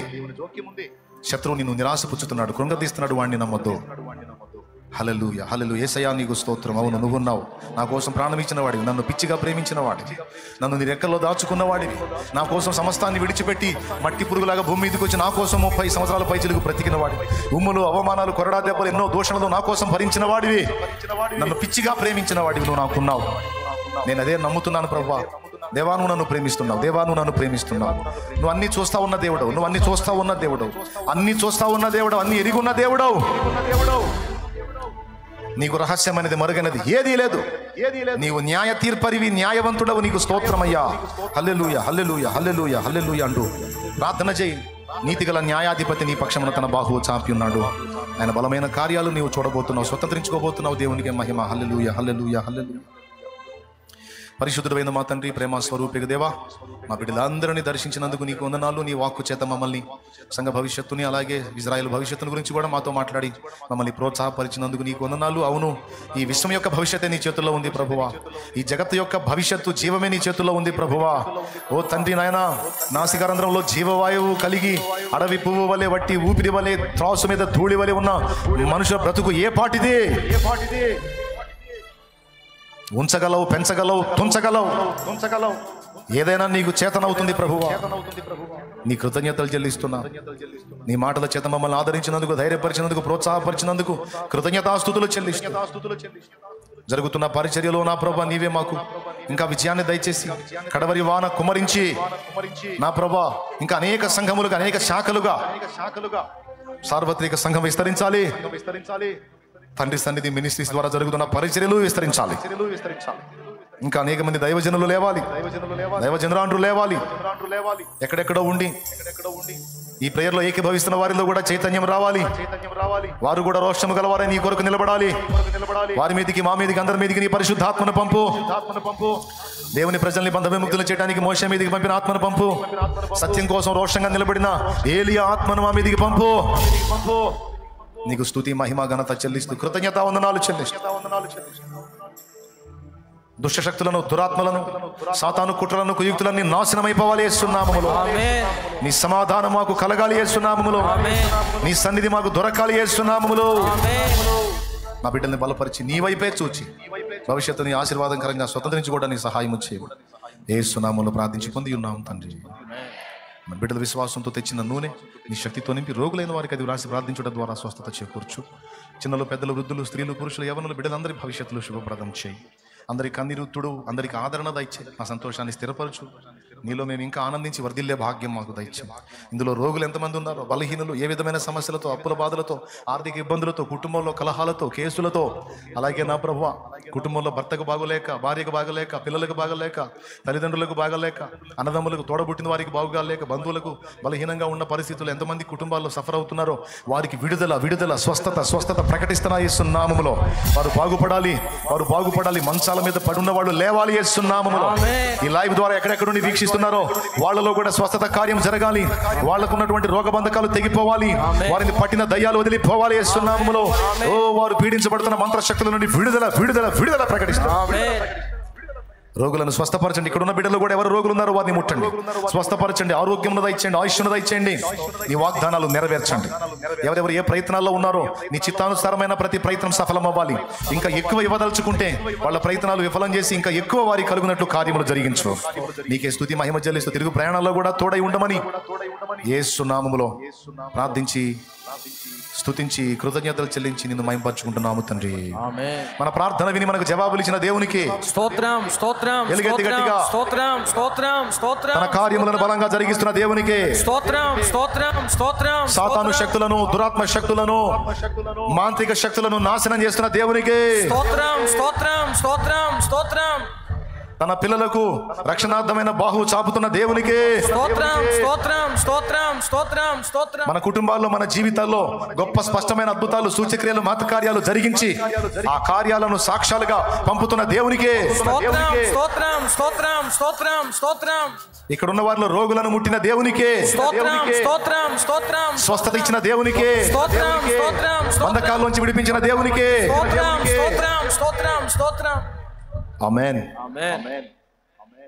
మన తండ్రి అయిన దేవుని ప్రేమ, ఆయన ప్రియ కుమారుడు మనందరి ప్రాణప్రియుడైన యేసయ్య శాశ్వత నిత్య కృప, పరిశుద్ధాత్మతోడి మనోహర దివ్య సహవాసం, సమాధానం సమకూడిన మనకు సకల పరిశుద్ధులకు సార్వత్రిక సంఘమంతటికి సదా తోడై మనందరం నిత్యత్వంలో చేరు పర్యంతం మనల్ని నడిపించును గాక. ప్రవేశు రక్తమునకు జయ, ప్రవేశు రక్తమునకు జయ, ప్రవేశు నామమునకు సంపూర్ణ విజయం కలుగును గాక. ఆమేన్. హల్లెలూయా, హల్లెలూయా, హల్లెలూయా. మనుషులు పోవచ్చు, కానీ ఎన్ని పోయినా ఆరోగ్యం పోవచ్చు, ఏదైనా పోవచ్చు, కానీ ఒక్కటి పోవద్దు, విశ్వాసం. జీవము గల దేవుని అందరి విశ్వాసాన్ని మనం లాస్ కాకూడదు, పోగొట్టుకోకూడదు. ఒక్కటి ఉంటే చాలు, అన్ని డబుల్ వస్తాయి. మళ్ళీ ఏబుకు పాపం అన్ని పోయినా సరే దేవుని అందరి విశ్వాసాన్ని మాత్రం వదలలేదు. ఆ విశ్వాసాన్ని ఒక్కదాన్ని మాత్రం గట్టిగా పట్టుకున్నాడు. విచిత్రం ఏంటంటే మిగిలిన వాటన్నీ ఏబుకు వెలపట్టున్నాయి కాబట్టి లాగేశాడు, ఆఖరికి భార్యతో సహా సైతాన్. కానీ విశ్వాసం ఏబులో ఉంటుంది కాబట్టి దాన్ని తీలేకపోయాడు. అది ఏబు సొంతం, అది ఏబు పర్సనల్, దాన్ని తీలేకపోయాడు. అదొక్కటి ఆధారం చేసుకుని ఏబు బ్రతికాడు. ఎన్నో ప్రతికూలతల్లో బతికాడు. శరీరం దుర్భరమైన రోగంతో ఉన్న బతికాడు. తృణీకారాలు, తిరస్కారాల మధ్య బ్రతికాడు. నా మందను కాసే కుక్కలు కూడా సాటి రాని వాళ్ళు ఈరోజు నన్ను చూచి నవ్వుచున్నారు అన్నాడు ఏబు. వాళ్ళందరి పరిస్థితులన్నీ చూసి విశ్వాసం గల ఏబు నవ్వుకున్నాడు. ఏబు లైఫ్లో బాగా మనం గుర్తుపెట్టుకోవాల్సింది విశ్వాసం. అన్నీ పోయినాయి, భార్య ప్రేమతో సహా పోయింది, కానీ విశ్వాసం ఒక్కటే. ఆయన ఉన్నాడు, ఆయన చూస్తున్నాడు, ఆయన న్యాయాధిపతి. ఆయన ఉన్నాడు, ఆయన చూస్తున్నాడు, ఆయన న్యాయాధిపతి. శోధింపబడిన మీదట నేను శుద్ధ సువర్ణం అవుతాను నాకు తెలుసు అని ఏబు ప్రస్తావించాడు. మీరు ఆలోచించండి, చివరికి ఏబనుకున్నదే జరిగింది. ఏబనుకున్నదే జరిగింది. కోల్పోయినవన్నీ మళ్ళీ రెండంతలుగా పొందాడు. మొత్తం పొందాడు, మళ్ళీ పిల్లలతో సహా కదా. అన్నీ కోల్పోయినా విశ్వాసం ఒక్కటి కోల్పోనందున పోయినాయన్నీ మళ్ళీ రెండంతలు వచ్చినాయి. సో విశ్వాసం మనం కోల్పోయిన వాటిని తిరిగి రెండంతలుగా మనకు తీసుకురాగలిగిన సాధనం. కాబట్టి మనల్ని అదే చూస్తాడు దేవుడు. అన్నీ పోయినాయని విశ్వాసాన్ని కూడా వదిలేశారా, లేదా విశ్వాసాన్ని కలిగి ఉన్నారా అని చూస్తాడు. అన్నీ పోయినా సరే విశ్వాసాన్ని పట్టుకున్నారా అనేది చూశాడు అనుకో, ఇంకా నెక్స్ట్ ఏంటంటే రెండంతల ఆశీర్వాదం. ఏబును దేవుడు రెండంతలుగా అన్ని విషయంలో ఆశీర్వదించాను అని రాసి ఉంటుంది. కాబట్టి విశ్వాసం ఎంత కీలకమో చూడు. సియోనుకే నా ఓడ పయనం ఆగదు ఏ చోట, విశ్వాసముతోనే ఆరంభించి తిని. అది నీ యాత్ర విశ్వాసంతోనేనా? నే కోరినా దేవుకే నడిపించును నా యేసయ్యా. నా దోణిలో ఆయన ఉన్నాడు, నాతో ఆయన ఉన్నాడు, నాలో ఆయన ఉన్నాడు. నాకు ఎదురు లేదు అనేది మన నిశ్చయిత అయి ఉండాలి. ఆమేన్. సంతోషంగా ధైర్యంగా పో. ఎవరున్నారు నీతో? కథ చెప్పు. ఏది నీ ఓడ? ఏ ఓడ? ఏది పాడు? నా విశ్వాస ఓడ కొనసాగు. ఎంతవరకు కొనసాగితే? ఈ ఊపిరినంత వరకు. చెప్పు. చలో పాడుకుంటా పో.